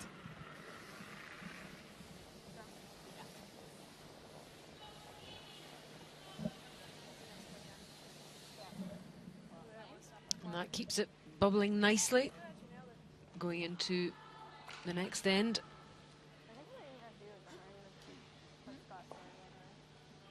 It remains China 2, Canada 2 after 6.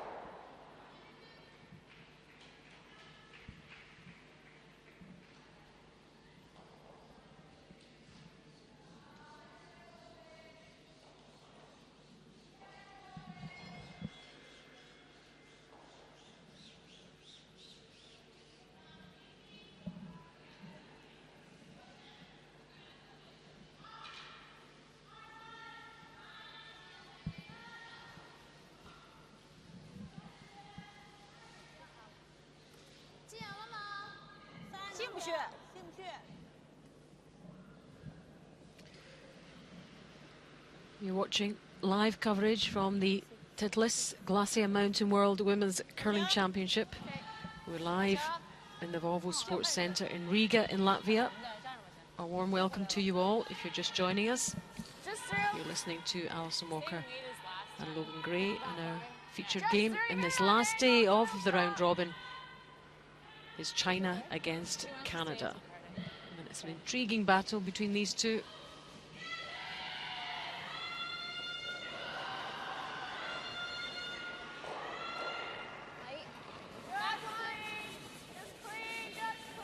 Two into the 7th end.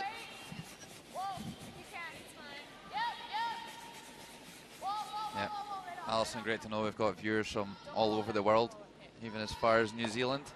Big hello to her friend Kenny Thompson. He used to be Scottish, and good to know that he's tuned in and maybe learning a thing or two from these girls this evening. Of course, it is this evening back in New Zealand. Yep, good to know that we have listeners, watchers all around the globe.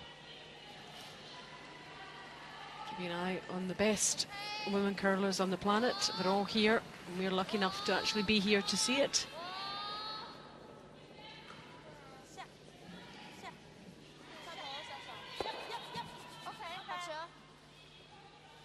And with the Olympics just on the horizon, there's no better sport to be involved in at the moment. No, this is okay. Yeah.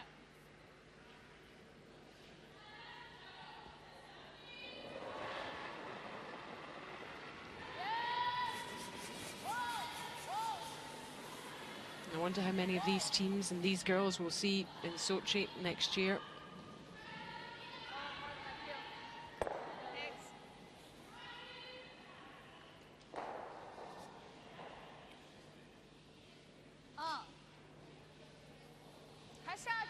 So China trying a different strategy this time. Complimented them in the last end for having the guts to throw the centre guard again after Lisa Weigel makes the tick shot, but this time they've turned it down. And don't really understand the thinking here of Betty White. Really wants to push hard to force Canada to score here in the 7th end, so that they can have the hammer in the 8th and 10th end ideally.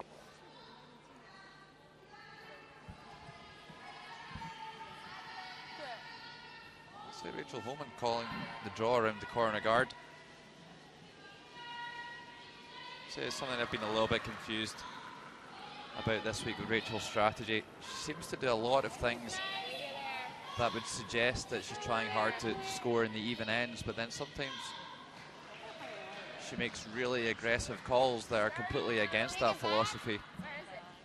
So take this example, she could hit that red in the house and still give themselves a chance to get one around the corner guard later on, but still keep the blank end in play. Whereas now they're very much committing to score here in the 7th end. On sheet B, let's check on Switzerland against Latvia. Latvia just ahead in this one. Last stone.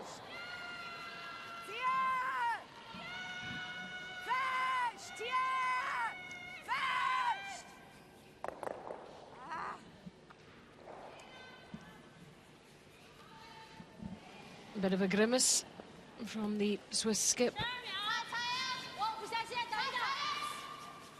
They do get one. Switzerland 3, Latvia 4 after 6.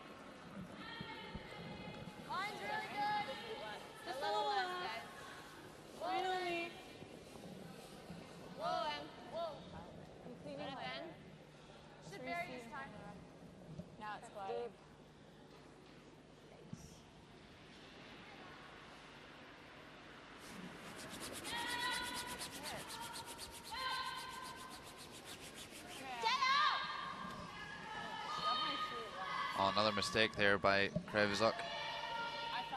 Doesn't manage to stay in shot position. It's pretty much fully hidden behind that guard though. Yep, could still be useful.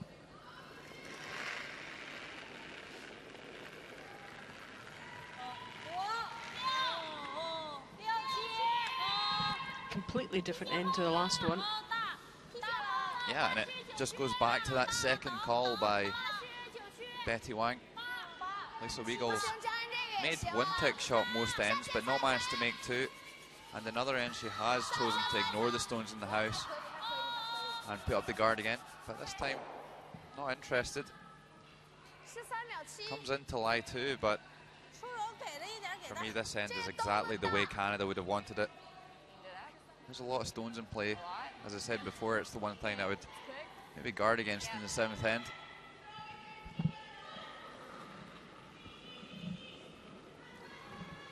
Wall line. Line should be okay. There's not much rotation. Okay, go for weight. Hard line. Hard, wait. Gotta go. It's really light. Get here, guys. Line's really good. We're there. Hard. Looks light. We're not. Get a shot. Go. Keep going. Finish. Hard.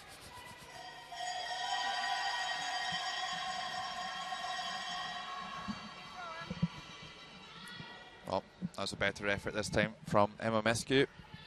Wraps one around the guard, and you see the really big finish on the stones. So sharp, the running bands in these stones. Curls in hard from the hog line. Yep, tucked in nicely there for the Canadians. I would certainly have no problems with these ice conditions. Alison? You're just desperate to get out there, aren't you? Well, maybe next week in Vancouver, but not so much here. Don't think I really fit the criteria this week. Some might argue otherwise.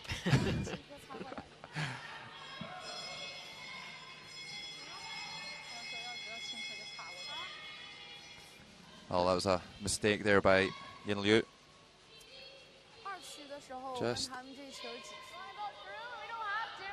slips off the freeze. Rachel Holman can play a bump and roll in behind the guard.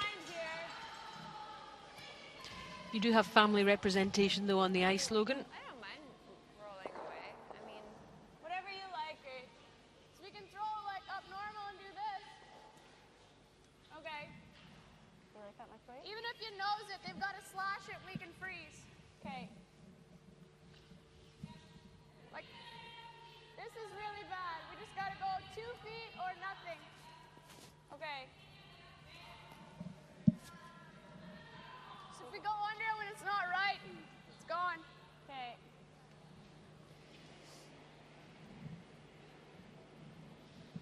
Whichever one you know better. I like it. Okay.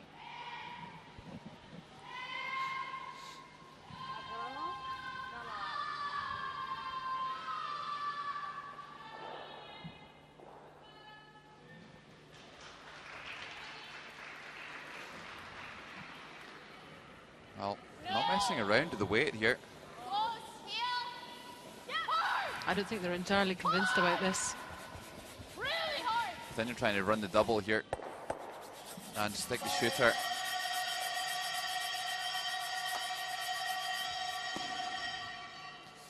Well, close to being a good shot there, but close isn't quite cutting it at the moment. That rolls too far. that was like.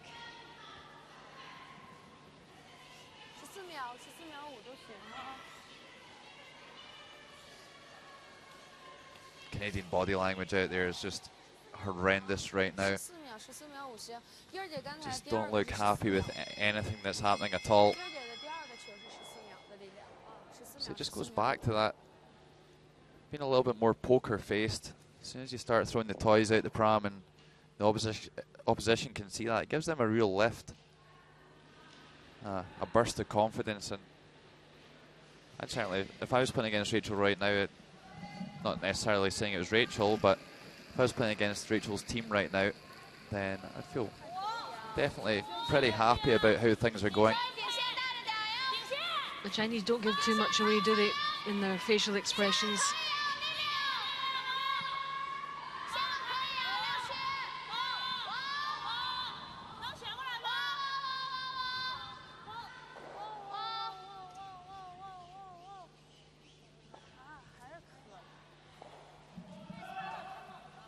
Well, again, just a foot too far for China. And it opens the door once again for the Canadians.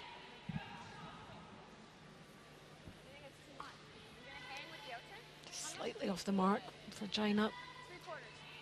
Did you want to throw tighter ice as like a board up and make No, sure? because I can't roll out. I think we're gonna roll. Like in a pack's okay. I think that should be okay. She's trying to convince herself there.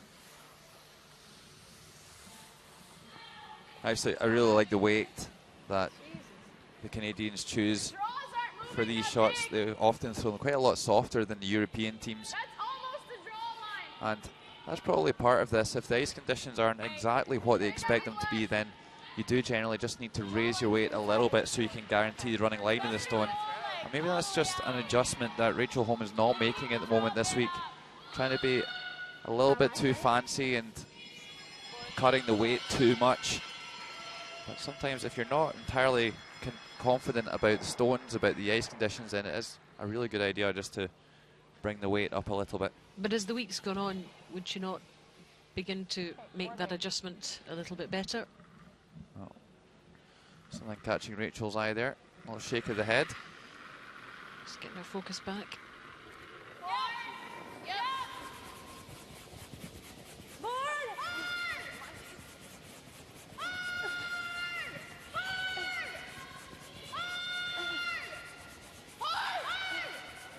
Gets it by the guard and rolls the shooter too.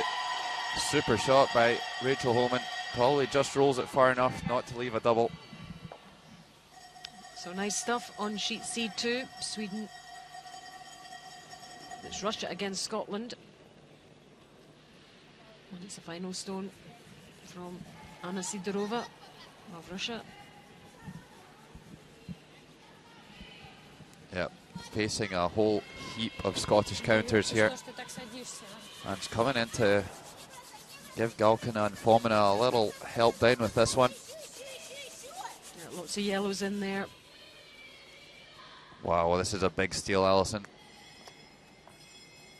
1, 2, and 3 for Scotland in the 6th end. And that game all but over after 6 ends. Can you believe it? Scotland 8, Russia 2. It's the gold and silver European champions.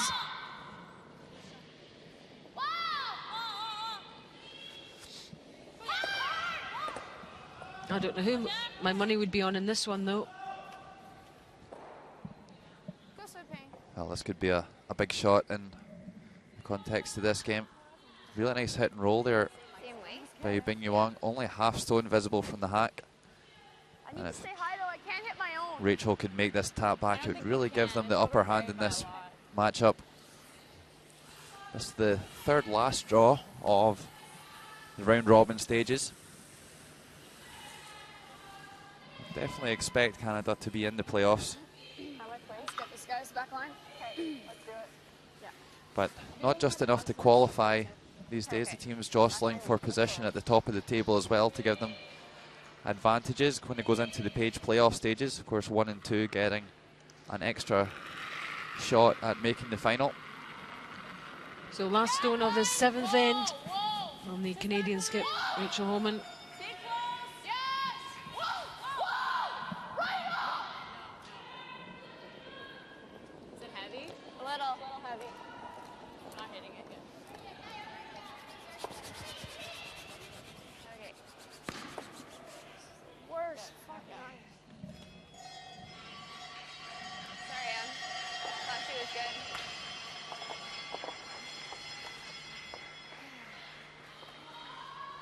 Just the one for Canada after 7. China 2, Canada 3. Just heavy.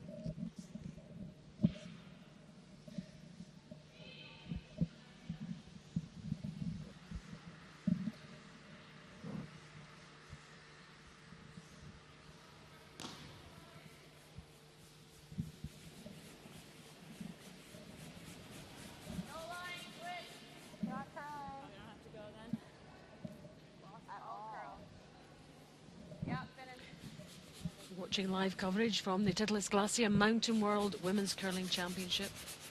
We're live in the Volvo Sports Arena in Riga in Latvia. I'm Alison Walker, alongside me Logan Gray, bringing you live commentary on China against Canada. Important game for both. Canada jostling for position at the top of the rankings and the playoffs. Well, this is a really important game for them, Alison, though.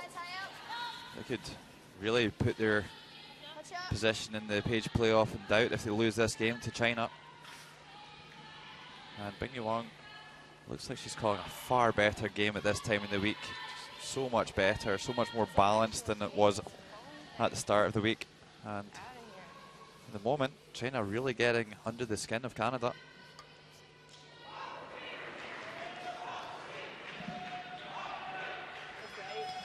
One of the areas I think might really be beneficial to the Canadians is it's a basic, really, for all curling teams, something that's taught as soon as teams start competing, is to come together in between the ends and discuss what's happened in the previous end, have a chat about it, agree what the plan is for the next end, so everyone's singing off the same hymn sheet, and maybe have a little laugh and a joke to relax everyone, and then go on with the next end.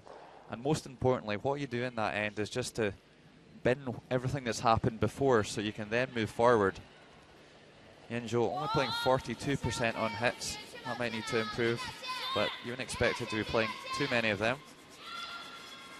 But yeah, it's just trying to create a little bit of consistency when you come into each end, rather than all kind of rolling into one and things almost spiraling out of control. So at the moment, Canada obviously getting more and more frustrated with not just their own play, but maybe some other factors. They're not that happy with the ice conditions and the stones, but it just helps them discuss in between. The likes of that last shot there by Rachel Holman, she thinks it was the ice conditions and the stones, but we can hear the chat from the front end that it was actually a little bit too heavy, so that could affect future stones that Rachel throws.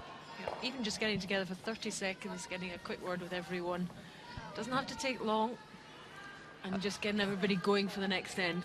And as I say, Alison, it's absolute basics of team dynamics. I thought it would fall off though. It is a team game.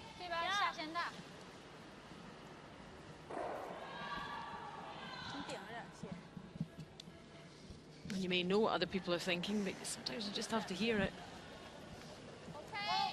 Well, a little bit surprised to see Krevzok playing 86%. We've certainly seen a few misses from her along the way.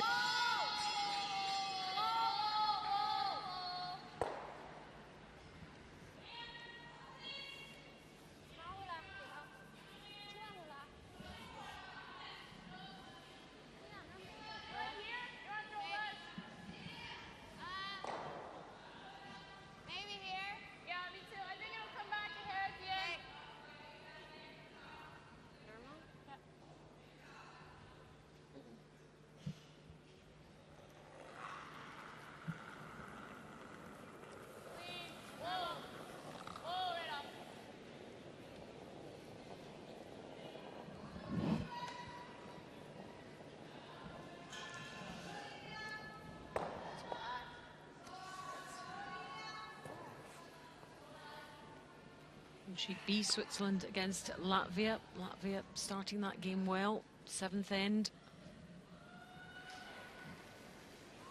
Last stone. And again, Latvian skip up against it. Just like two Swiss counters. Well, less said about that one, the better, Alison. Just a horrible miss there by Stassi Sarsunen. Need to guarantee they were going to get one of them out of there at least, and it'd be a steal of two, and Switzerland take the lead in the game against Latvia.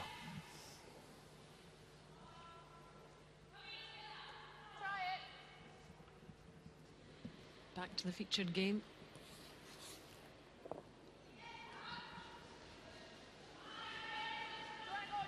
see on that board.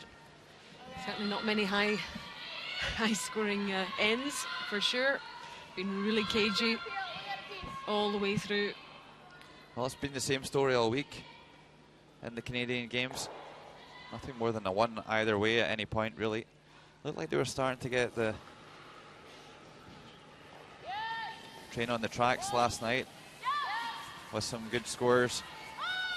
Scoring 3 in the 8th end last night to pretty much win the game.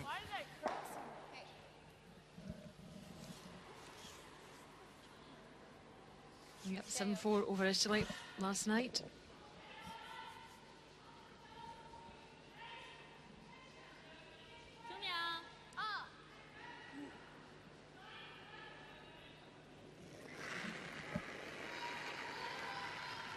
Both third players playing reasonably well. And Rescue, again, just a little bit down in their takeouts. We've seen that throughout the week.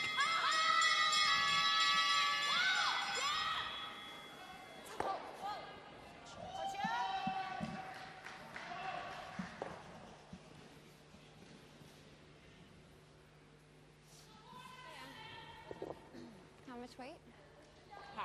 Okay. Same line as Lisa's tick.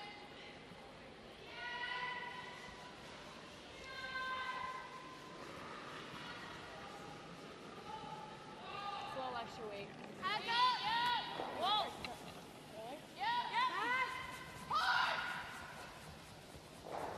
She said she was giving that a little extra.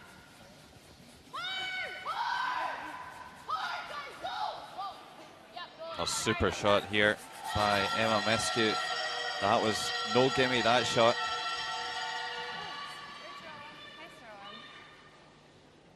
Off to sheet C, Sweden against Italy, 7th end. 6-4 to Sweden at the moment. Last stone from Maria Pritz. Yeah, it looks like a draw for 2 here in the 7th.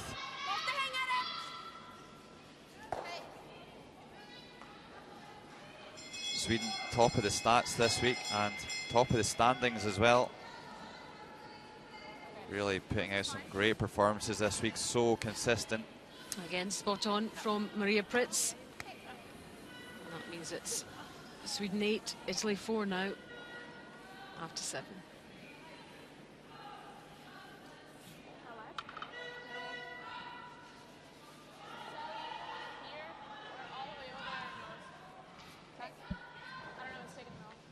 Okay, I am.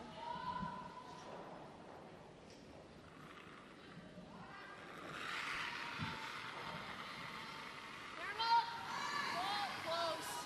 No. No, right off. No, right off. Well, Rachel Holman going for the hit and roll here, but just checks into the 8-foot. And one game is over in the arena, and it is the Russia-Scotland game, and it's a win for Scotland. Another win, Russia 2, Scotland 9. Comprehensive win from the Scots girls, and that takes them on to 9 wins at the top of the standings. Russia remain on 6, and they will have to try and win their game tonight to keep up their chances of a playoff place, but Scotland march on. Yeah, and that victory guarantees Scotland a place in the 1-2 page game and keeps the pressure on Sweden. The 2 skips, there you see the numbers. Holman up on Bing Wang in all areas.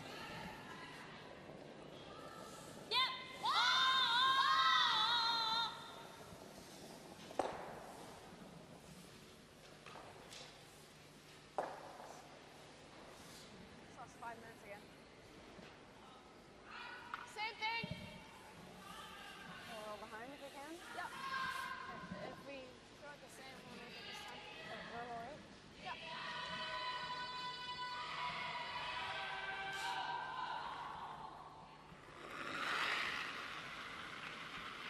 Bit left. Lean it. Whoa, whoa. Get off. Leslie, get off. No, never.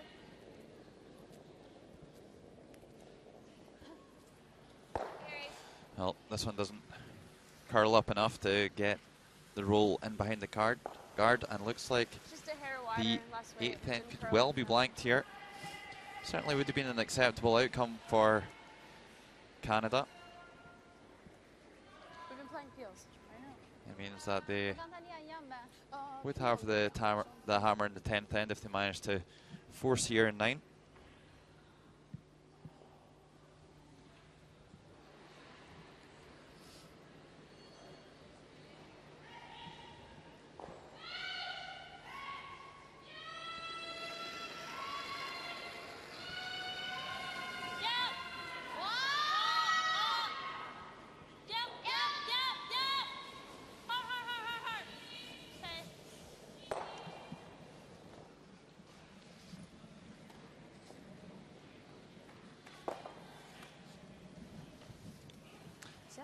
Well, it will be a blank end here.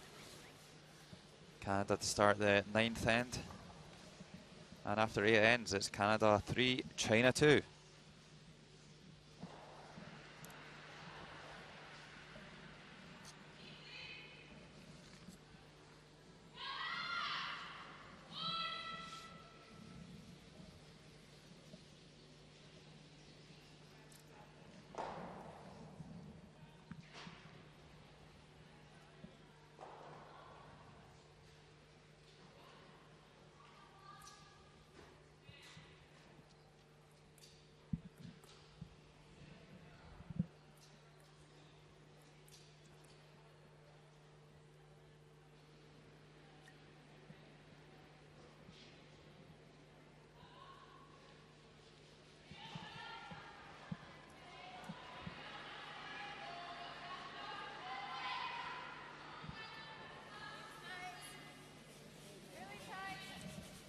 Chinese supporters in the Volvo Sports Arena, hoping that their team can beat Canada. It's still anybody's game at the moment.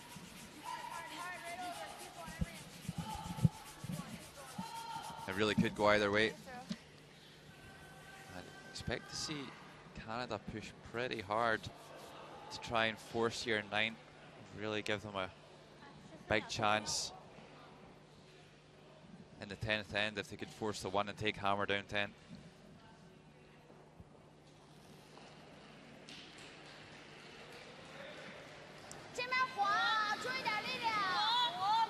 So a few options here. You might see a lot of teams go to the wing, come around the centre guard, of course.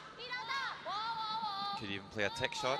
Sure, Rachel Holman would probably call a tick shot at this point, but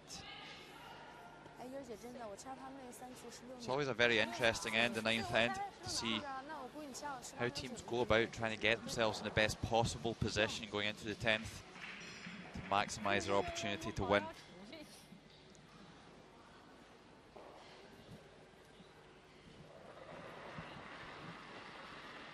The best teams, when the best teams go head to head, it's usually one of the most aggressive ends, because both teams pretty much know that they're going to have to, well, certainly the team with the last stone know they're going to have to score, so they're really going to go hard to try and score lots of points, while the team without the last stone are also going to be pushing hard to make sure that they only score 1. So you'd expect China to be quite aggressive in this end? I would expect the Canadians to be more aggressive than the Chinese. I'll see how it works out. Number 7? Huh? Number 7? If the Canadians play lots of takeouts in this end, what they need to guard against is this actually leading to a blank end, which is absolutely what they don't want. They want to force the 1, and worst case, if they give up a 2, that's not the end of the world, believe it or not. Going down the last end, 1 down with is probably With the hammer. Yeah. not a bad option.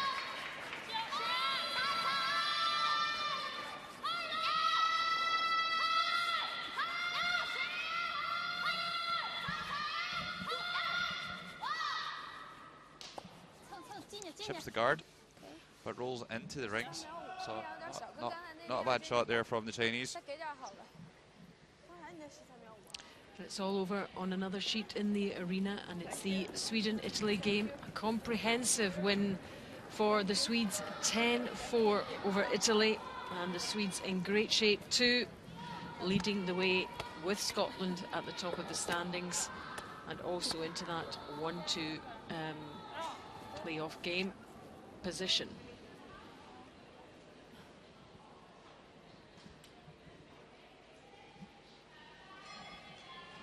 A win for Canada would take them on to 7.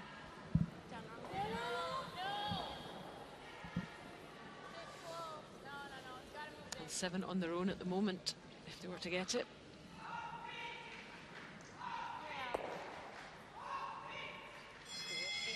Will they be aware, Logan, of what's happening elsewhere in the arena, the Canadians? Well, absolutely. They'll be, I think, really happy actually to see Scotland defeating Russia, not only because Rachel Holman and Eve Muirhead are really good friends, but keeping Russia down the standings is definitely helpful for Canada at this point. I think they need to know that first and second spot is definitely already gone. They've already lost to Sweden and Scotland, so they can't outrank them, but they can certainly outrank Russia.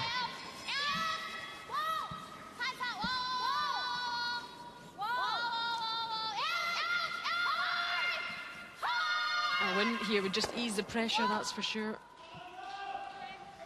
Yeah, absolutely. They need to keep the heat up on Russia. Just inside, eh? Currently tied on 6 wins and 3 losses. So if Canada could see this one through and get a victory, they would move into outright 3rd position with 1 more game to go.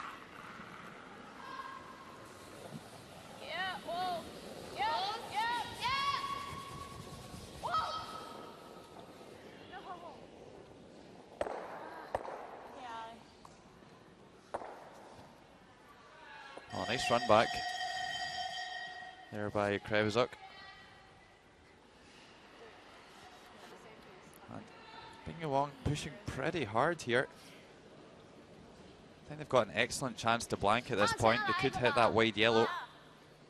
Yeah. Certainly would be my favoured option at the moment. And the blank would suit them right down to the ground. Yeah, absolutely. And I think when you're calling an end like this, when you do have a couple of options that are an acceptable outcome, then you need to play to both of them a little bit. You can't really go all in for the score when realistically a 3 is only a great result for them. They need to give themselves the option to blank as well.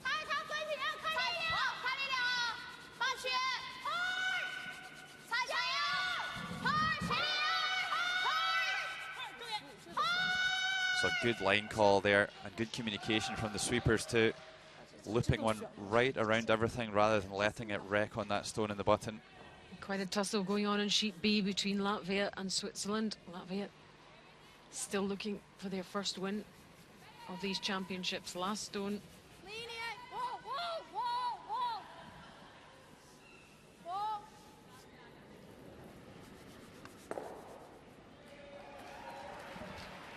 And it's a 2 for the Latvians, and that takes them back into the lead. They lead the Swiss 6-5 after 8 ends. Sure, that's quite tense out there. At the business end of this one too, between China and Canada. 9th end. 3-2.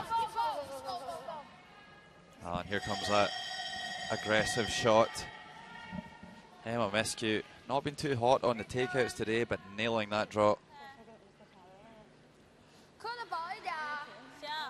And to be honest, Canada were a little bit forced into that shot just by the last stone played by China. Needed to keep it high at the tee line if they're choosing to play a draw.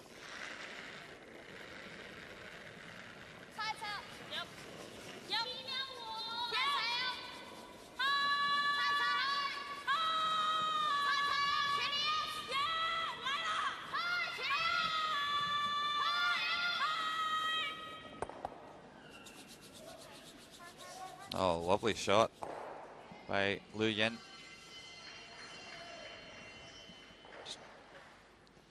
So China lying 2 here in the 9th end. Just flicks it off that red stone on the button and squeezes it out of the 8-foot circle. And just shows you how lively these stones are. Doesn't take much to move them, does it? Well, if you play that back home in your local club, then it only squeezes to the edge of the forefoot off that stone on the tee line. That one runs all the way just about out of the house. Sliding. Really got to curl. Never, never. A little bit heavy this time from MMSQ. Much better shot the time before. And could be a kind of similar weighted shot for the Chinese. 12秒。 OK， 11秒52秒。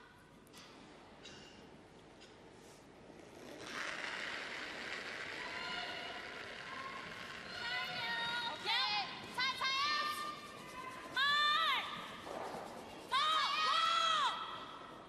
2，哇！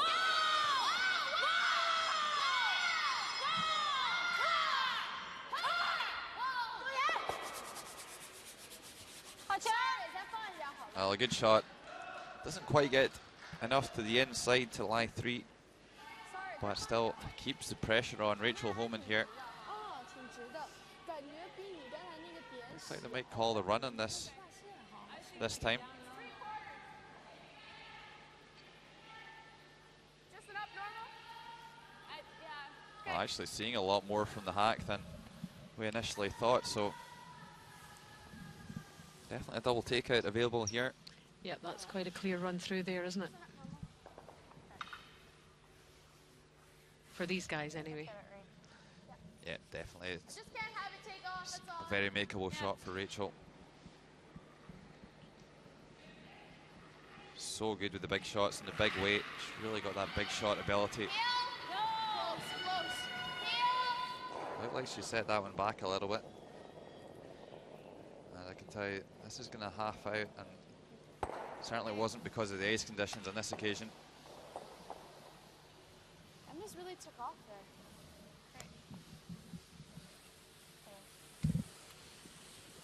Remember your peel that you threw? So and just then got you the didn't angle know where it wrong. was, right? 'Cause it took off so hard. That's what I thought mine would do. Like it. 就停在5区6区呗，6区9湖那块就行是吧？1半1半。 So what the Chinese girls thinking now, Logan? I think they're certainly not going for the blank. I think all end they've been calling here to try and get a multiple score on the board. Sorry. It's all right. That was And like. they've definitely got a chance here if they could ever Like we just could've wrap thrown one it around that control, centre guard, and if we somewhere in the top of the 8-foot. Might want to go a little bit further in, go into the 4-foot. They don't want to leave a freeze on the back one to lie shot stone. But definitely a chance for Bing Yuang. Saw her play a draw here, I think in the 5th end and coming up short, so it's exactly the same path. See if she makes the correct adjustment. 菜菜量不够。 Bit more pressure here, though.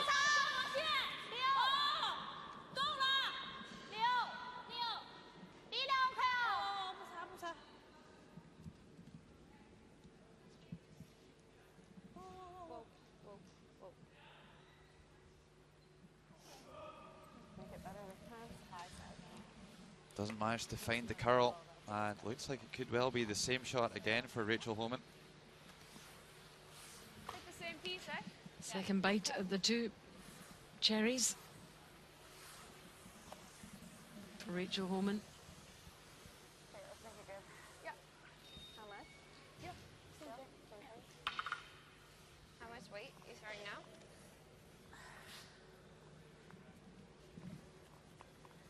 Peel. Same weight? Yep. Okay, we're gonna have it curl. Yeah. Let's make it.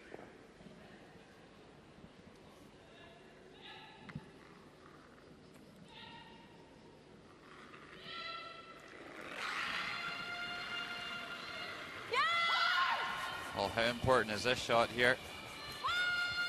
Canada going for the double takeout here. Looks a lot better. She sticks it on the back one, stuffs it right onto the one at the back of the 8, Not where the rocks and go. it'll be an open takeout for 2. Really?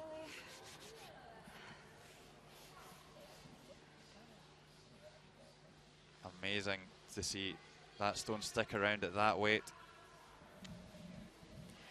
She knows it. Yeah, a colourful reaction from Rachel Homan.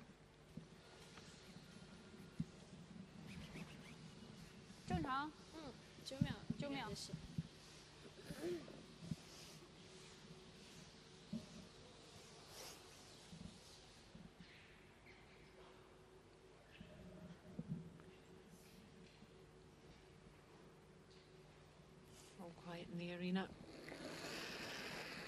As we watch this last stone of this 9th end from Bing Wang. Very, very important. Looking good here. Right down onto the nose, and Bing Wang yells "come on" in Chinese. How do you know that? Well, maybe a little bit of speculation there. They played that end really well, the Chinese, after 9. They're now 4-3 up going into the 10th end. What a game we have on our hands here in the Volvo Sports Arena.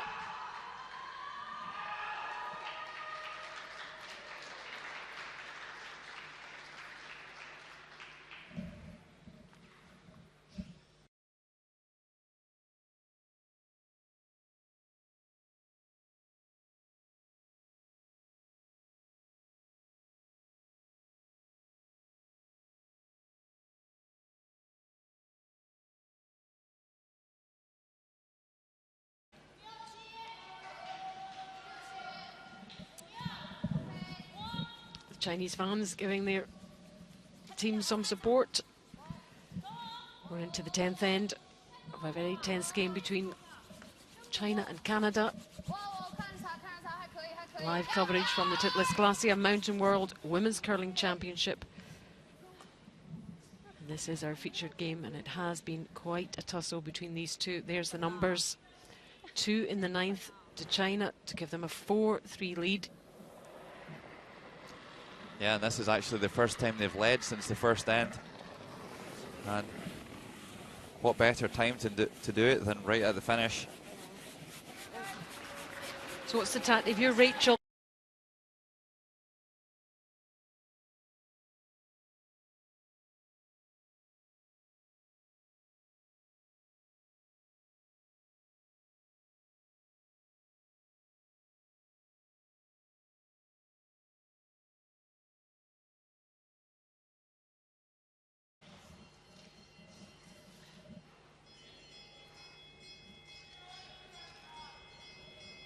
This way?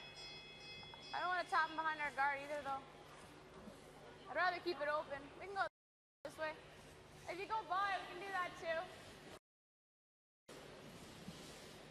Just through. If you get by, it'll hit the back one. Yeah. Just through? Yeah. Okay.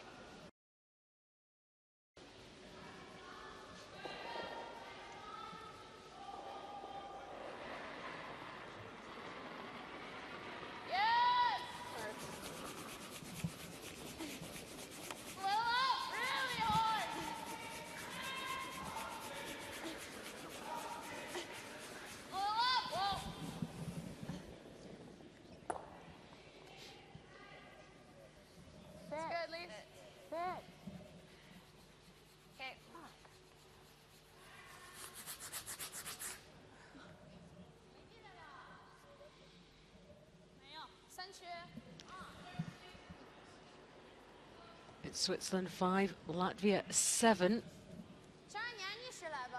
10th end. Very tense there. Latvia looking for their first win of the championship.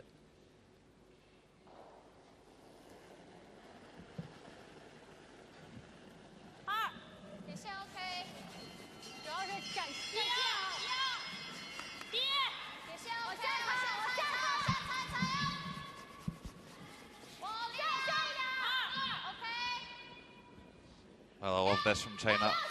Looks like they're going after the steal here.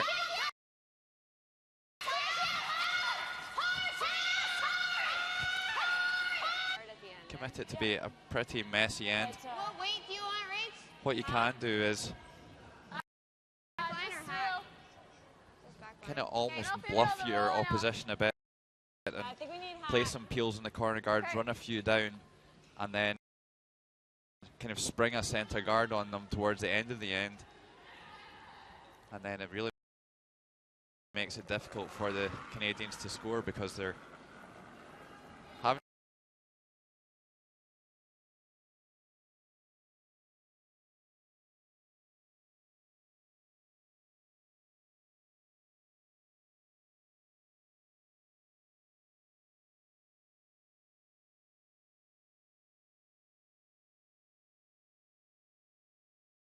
by the guard. That's a really nice shot.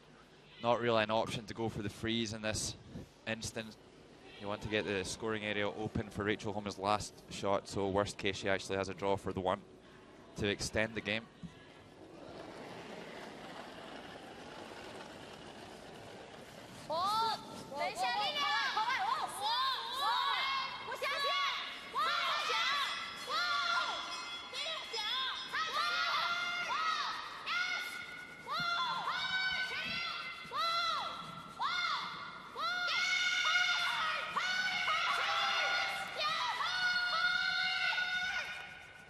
Well, doesn't get past that top yellow. For me, a bit of a miscommunication there in the Chinese team. If that line was tight, then they probably should have upped the sweep and then tried to kind of corner freeze that Yellowstone.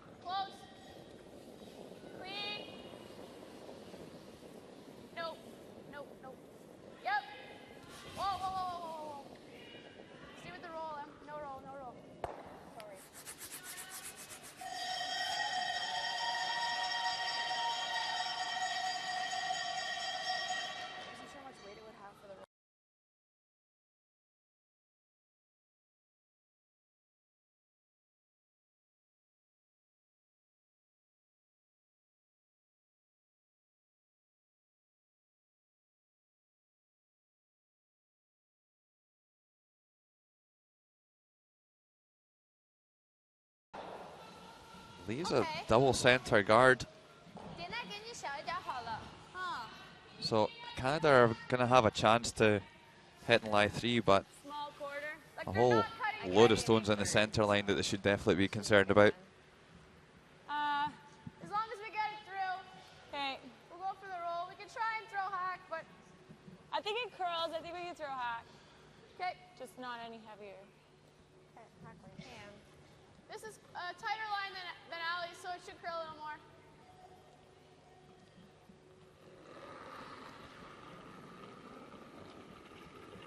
A bit down. Clean it. Yep.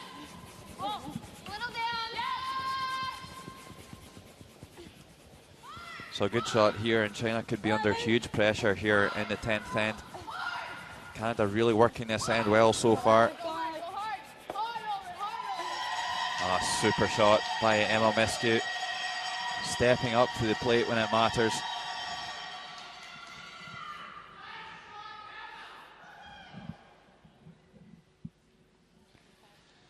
Just using the brushes to give it a little bit extra speed. It wasn't the heaviest takeout we've seen today. And Krevizuk rolling that one over towards the corner guard. Didn't need to be heavy though, did it? Canada line 3. Certainly did not, but as I mentioned before, China are very much committed in this end. And they really need to get a good one around these centre guards. Looks like they're hanging a high line once again. Going to catch again.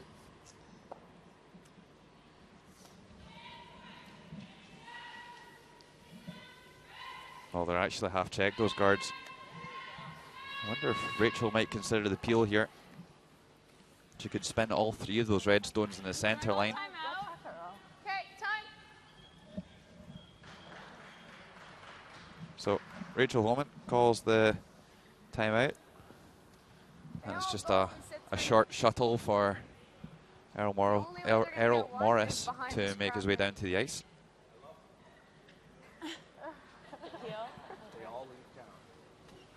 Live 3. Yeah, and we live 3 and say overview. Oh, this picked. No, they said 11 the whole way. I know, just. And look in the video. They're more doing this to Okay, let's do it then. You got this. protect against losing a steal here, really. Depends how she throws it. By opening things up, it's really difficult for It's straightening China out. to 1 steal and 2 force as well.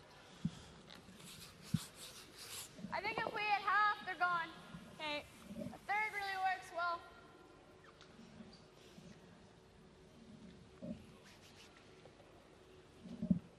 under 4 minutes for the Canadians in this end. Yeah. Whoa. Hard. Yeah. Hard. Hard. Hard, Lise. Great throw. Oh, super shot. Nice throw. Emma Miskey having an absolute stormer in the 10th end here. Yep, this has been her best end for sure. Some absolutely crucial stones. Like 5 seconds after I shot. It's like every shot. We had to get every single. Oh, you go. Here. They waited until one that was literally right there past the line. You'd rather be Canada than China at this point.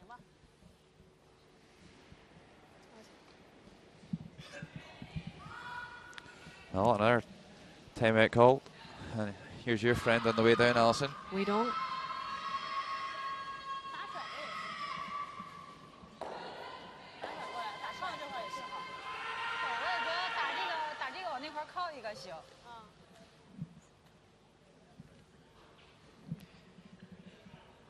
What are the Chinese options?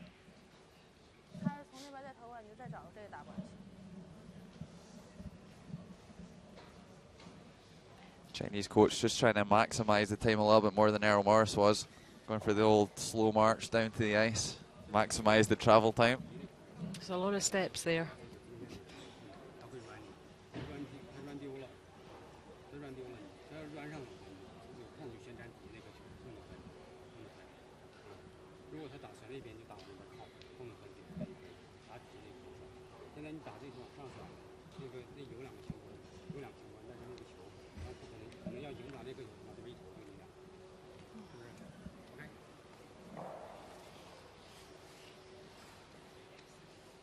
Well, hard for me to say, to comment on the advice that Weidong gave his team there. But you can give us your assessment on what they should do. I think they may well have to freeze that stone back at the tee line. I don't really see too much else that they've got at the moment.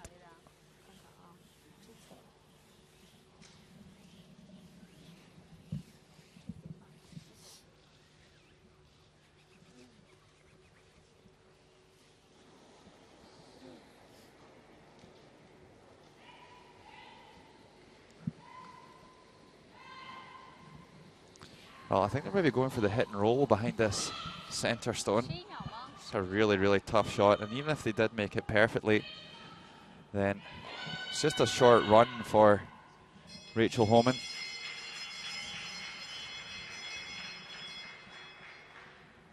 I think you might be more likely to get a mistake if you go for the freeze. Outcount the second and the third shot at least.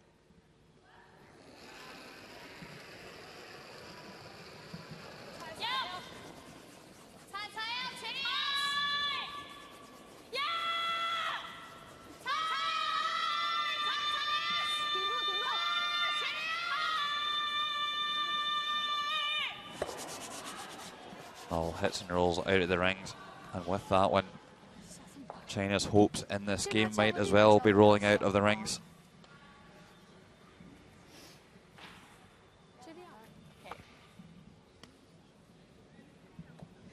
Not a ton of time left, guys. You know. I think if we go open, then she gets hit and flop over top, I right? don't like that. Unless we go back to the same spot. I don't mind that actually. Because if we go there, Well, then she might have the slash double and roll behind the guard.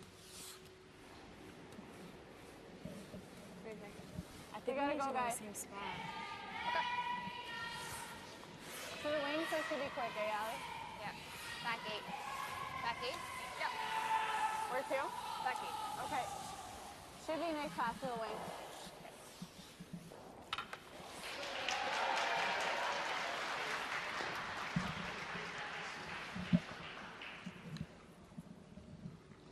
Quick here, eh? Yeah. Yep. So Rachel Homan going to stick another one around the corner guard here. Stay close. Should be really good. Back 8. Little light. Well, maybe just trying to put this back in exactly the same spot. Back 8. Back 8. We gotta go. But Canada looking really good to take this one in the 10th here. Drag it, guys. Go.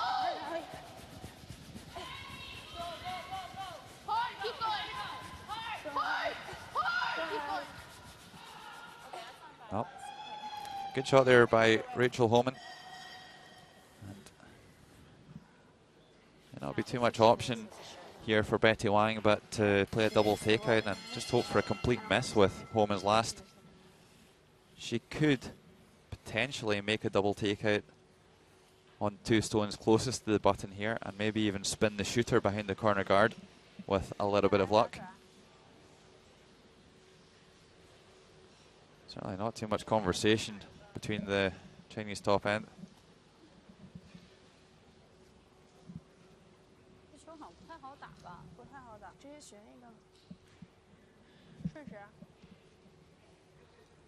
直接学一个往后区。I would love a telestrator at this point, Alison, so I can show you where all the stones are going to go. We can point to the screen, but we can't show you. But basically,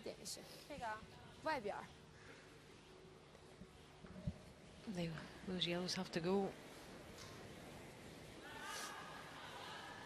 4-3, 10th end. Canada with the final stone.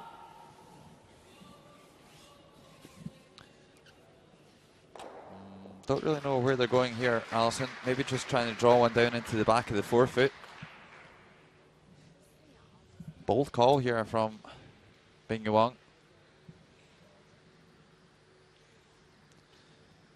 Plenty of time for the concluding stones. Rachel Holman only with 1:53 left on the clock. But I think this will be a pretty straightforward decision wherever Bing Yu puts this. Certainly the weight looks pretty good here.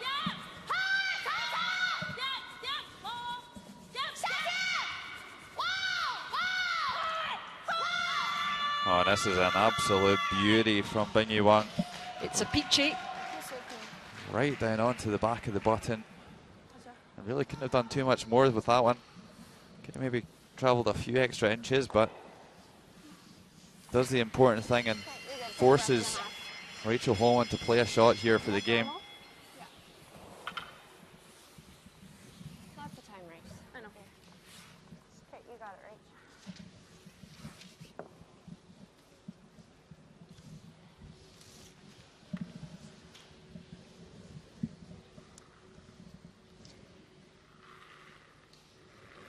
So here it is. A big chance here for Rachel Holman.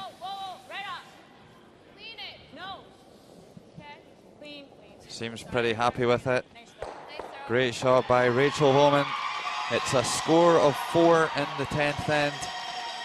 China going all in the 10th for the steal, but Canada will emerge victorious on this occasion. I think it was a bit of a sigh of relief from Rachel there. Bing Wang pushed her all the way. And in the end, superb victory for Canada and takes them up into that position of 7 wins on their own at the moment, behind Scotland and Sweden with 8. So victory for Canada. And next up for them, their final game against Japan. Yeah, one thing's for sure, Canada did not get all their own way today, but managed to hang tough and put another W on the board. Canada now move to 7 wins and 3 losses. That's 3 consecutive wins for them. And some smiles for our fans at home.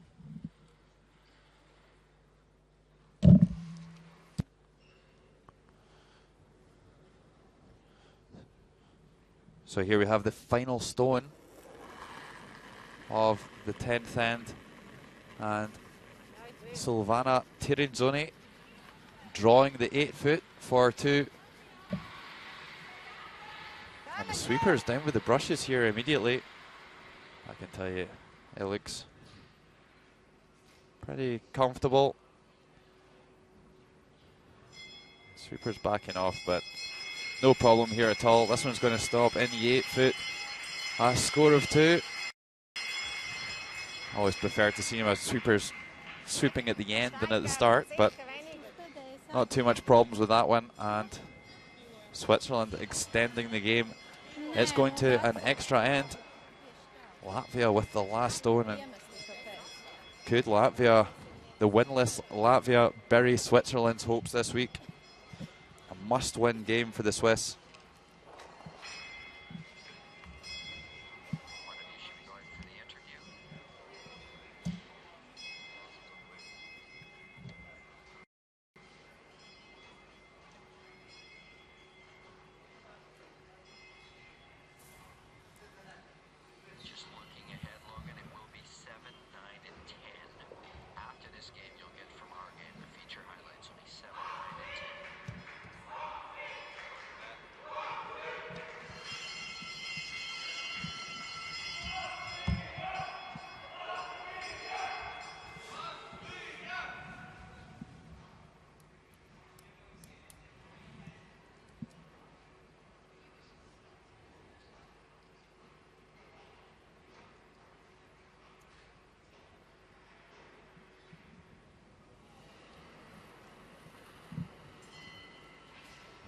Set Langos. So it was Canada coming out on top Oh, that's Set Langos. right at the death against China, and really putting themselves in good position for the Page playoff now. Canada starting to move through the gears this week. And Switzerland are still in the hunt for the Page playoffs. Currently on 5 wins. But really needing to find a way here against Latvia. Managing to get the deuce in the 10th end. But they will not have the last stone here in the extra.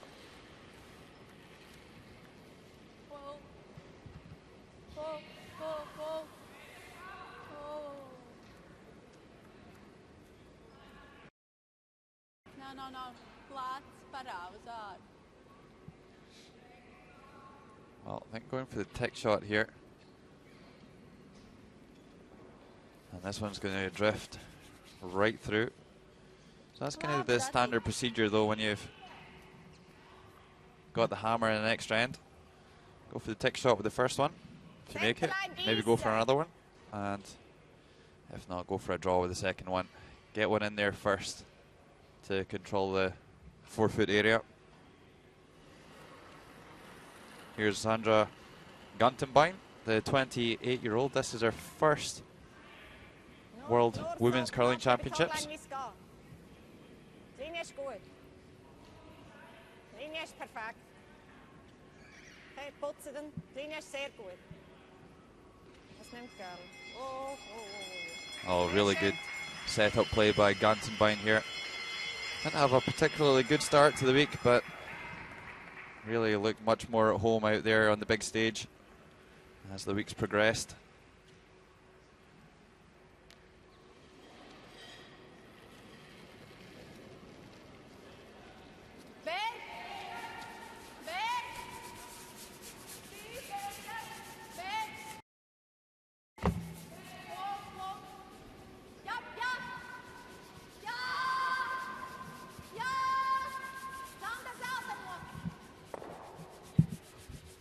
Oh, nice tick shot this time.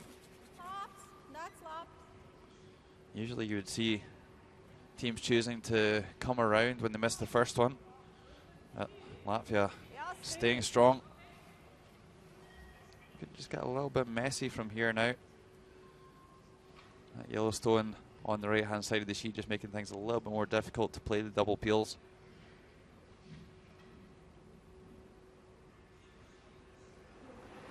Here's Esser Neuenschwander, the 29-year-old.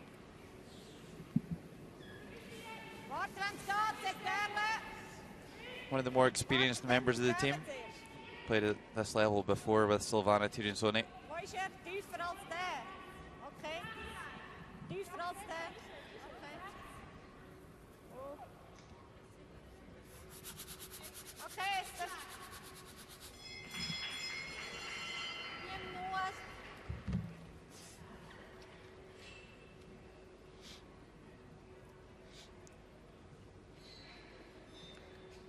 So Latvia going for the appeal here, and despite not having a win so far this week, I'm sure this has been an invaluable experience for them. Zander Bikše, 42-year-old, throwing second stones for Latvia.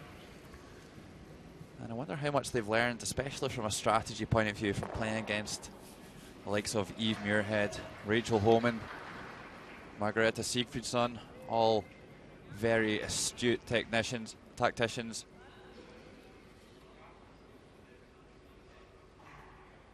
It certainly is going to do their game no harm at all.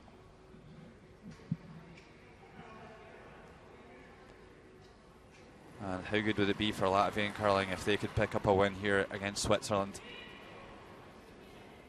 Switzerland lying 2 at the moment.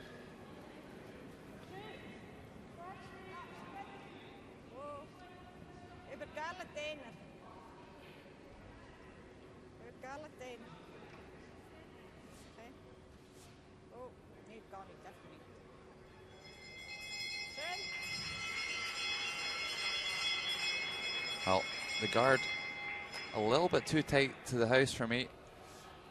And maybe, just maybe, Latvia could spill a few reds here, get things moving. Just need to be a little bit careful with this double peel attempt. If they get it really good, they might even be able to shift all 3 if Zander Bikše can throw the weight for it.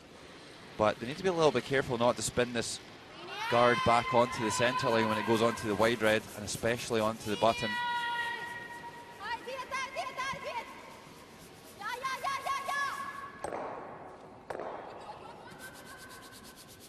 Well, bit of a mistake there by Bikše.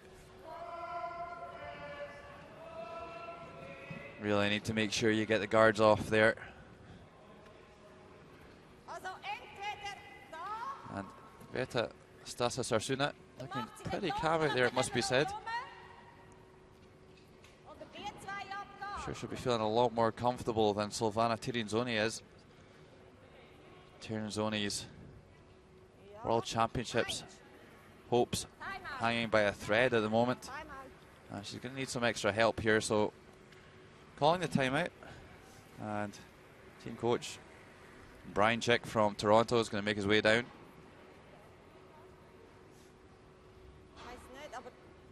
Dann nimmt sie vielleicht die Karte weg, oder? Und dann machen wir mir, dann haben wir nicht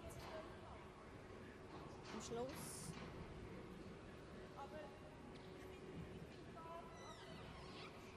Also wenn, dann würde ich im Fall irgendwie nicht genau da auf der Seite, sondern da.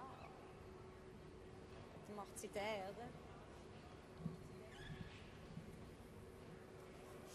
Ich finde den nicht so schön. Ja, nein, aber eben, was macht sie dann? Nimmt sie nach einer Karte weg und am Schluss gehen wir nochmal? Oder wenn sie nach einer dort... So links, das ist ja vorne auch. Hä?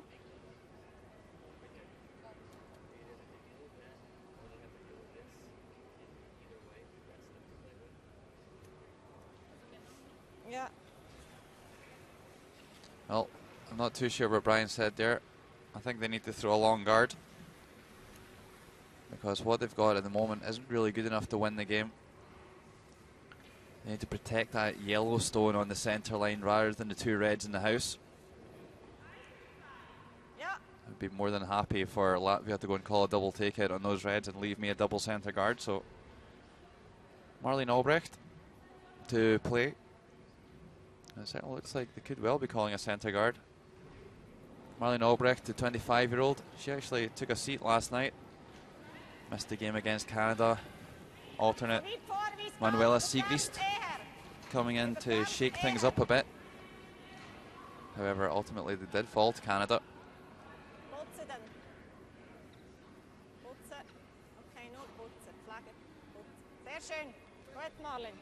Well, a well-used timeout there. Brian Chick making absolutely the right decision for the team. And Marlene Albrecht doing a great job executing it too.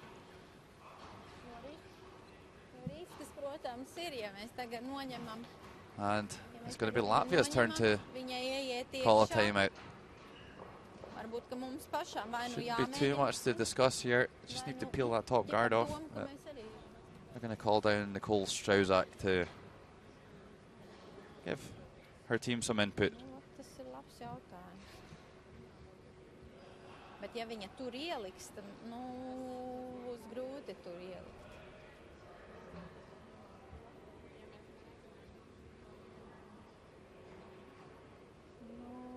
Baigi jau grūti. Pagaid.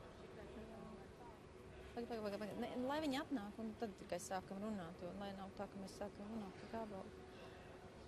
Jo teorētiski ir iespējams, ka mēs... Bet, zin kā, labāk ir dubultais nekā...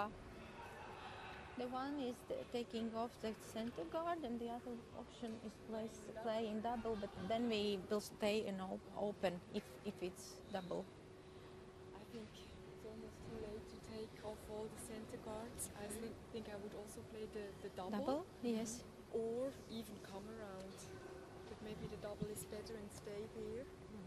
Stay open. Yeah. You still also have this one if later or at Yeah, the end you yeah, need to push yeah. one in. And there is still place to draw in between. But maybe then she will do it soon. So we need to make sure that we're not shot too late. So either now the double or even draw in. But I think the double wouldn't be bad. Yeah. If we can make the double and But draw. it will stay open. Yeah. It will not roll in. Yes. Just one. If it took out one, then we But if might. she makes it, then we can still draw around. Yeah. Okay.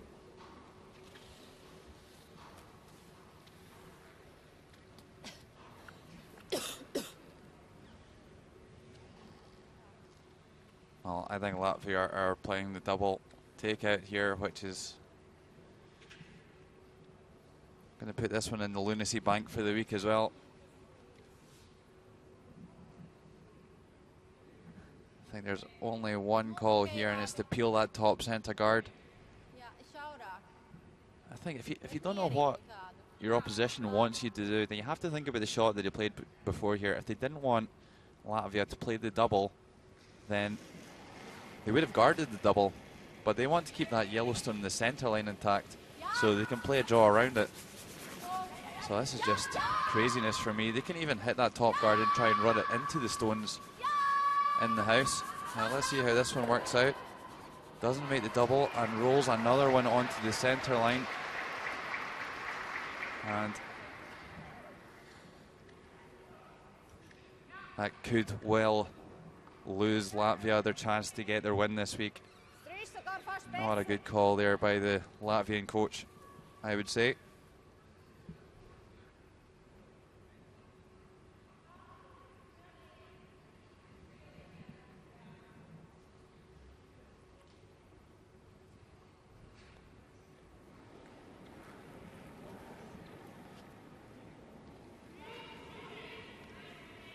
So now Switzerland are really going to try and shut down that scoring area. Aline Albrecht with a good draw here. Can really completely close down that in-turn draw for Stasys Arsuna. Oh, actually going right around everything here. Too much weight, and that's a big mistake there by Albrecht. Eyes to the sky for the Swiss third. She cannot believe what she's just done. Well, one thing's for sure, Latvia are committed now. Look at all those stones in the center line. You certainly can't clear all of them. So they need to go for the freeze and try and get one in there first. So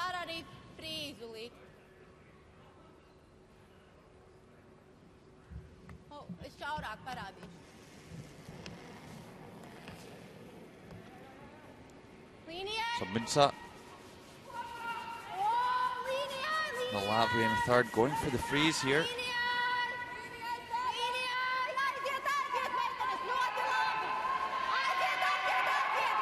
If they could ever get this one down onto the tee line, it would really put them in a great position. Oh, that's a fantastic shot by the Latvian third, and listen to the crowd respond to that one. I think Latvia will have a lot of the neutral support as well here. So much pressure on Terenzoni in this game. Big scrub from the Latvian front end and just puts that in a perfect spot.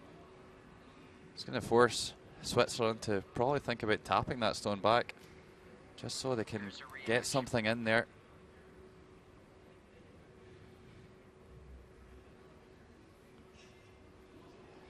Well, do you think she wants to win this game?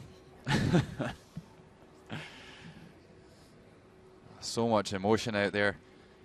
This is just a huge game for Switzerland, not even just in the context of this World Championships, but this could, or this will, put Switzerland out of the running for the Page playoffs here, and possibly even out of the running for Olympic qualification. Mariam Ott winning a competition in Canada last weekend to win all important order of merit points, 40 points there, and giving them a 59-point lead over Terenzzoni.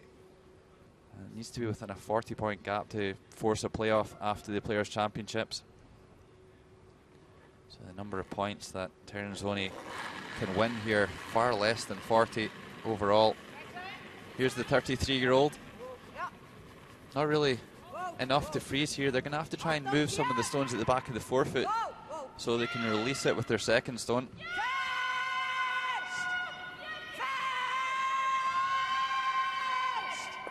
Oh, and it chips the top one. The one saving grace is that they also moved the backing a little bit. So maybe just freeze that yellow stone up a touch.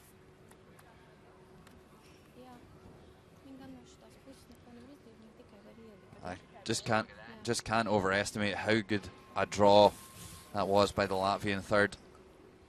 So close to being perfect.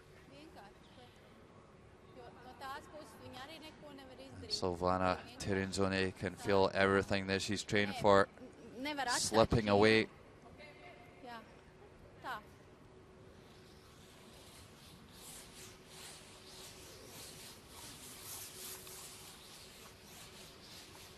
No, just a guard required here. And then it's tough to see what Switzerland can do. I don't know if there's a double takeout on those yellows. Certainly can maybe flick it across the top and do enough to lie short stone at the back of the button.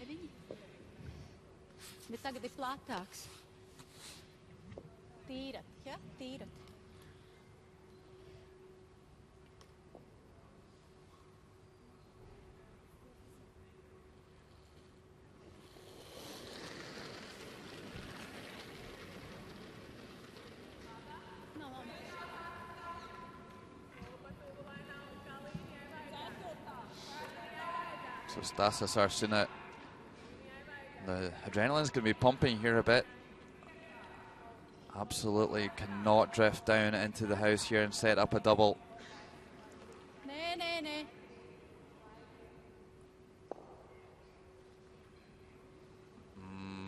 I'm not too sure about that one. There's no double anyway. That yellow stone that's just going to lock on the button, but what they can do is they can come down and maybe, just maybe, slide off the inside of that yellow. Another option. Might be able to pick a triple out of it off the one of the top four.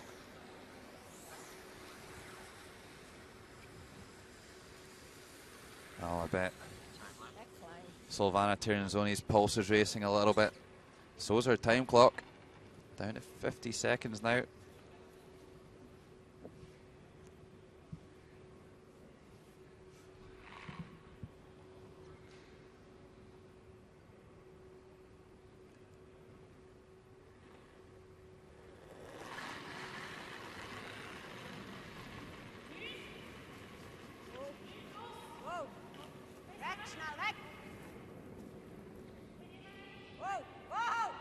Certainly got a bit of running on this. Passes the guard tight. Oh, and where's the sweeping call here? This one's going to roll right through the forefoot, and Silvana Terenzzoni. Heartbreak for Switzerland.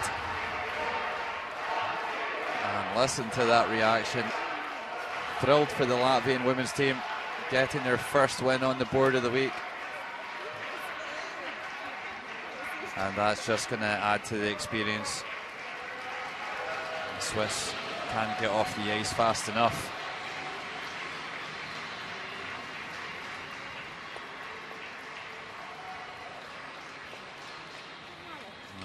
Turns on, he's had a great season, but it just looks like a step too far for them.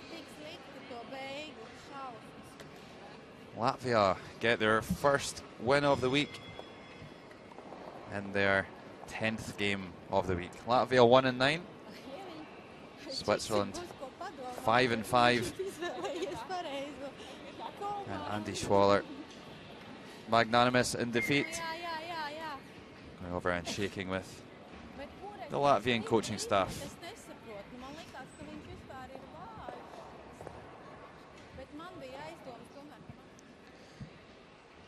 So there you have it from the Volvo Sports Centre.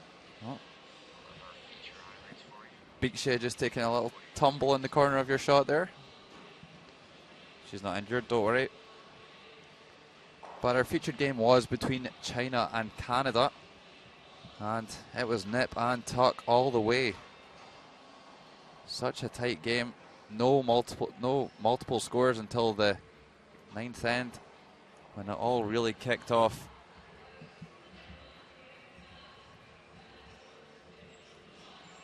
And we will be going back to take a look at that shortly.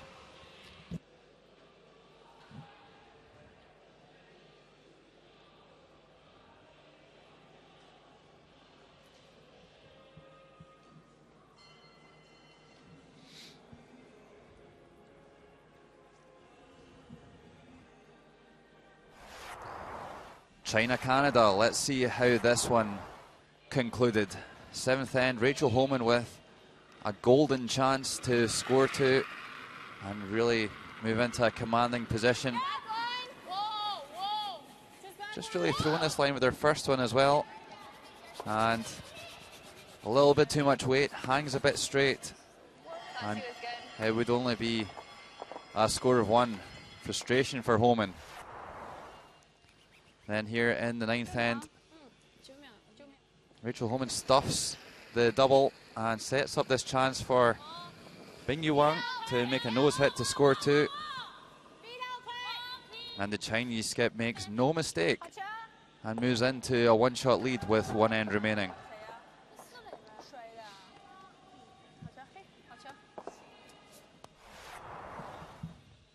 Tenth end, and China went all in here to go for the force of the steal. Some great play by Emma Miskew, opening up the centre of play and really making things easy for Rachel Homan. A great draw from Bing Wang, but that wouldn't stop Canada taking this one. A short raise takeout, and Canada take this one down and still putting themselves in a really good position for the playoffs now. Elsewhere in the Volvo Sports Centre here in Riga, Russia getting smashed by Scotland in 7 ends. Switzerland losing to Latvia by 8 shots to 7 for their first win, and Sweden defeating Italy by 10 shots to 4.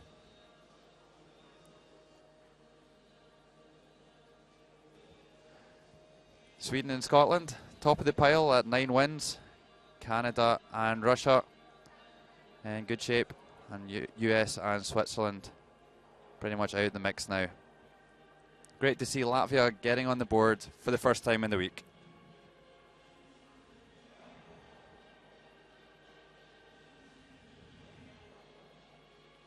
Rachel, that was quite a tussle out there. Well played. Your reaction to the win?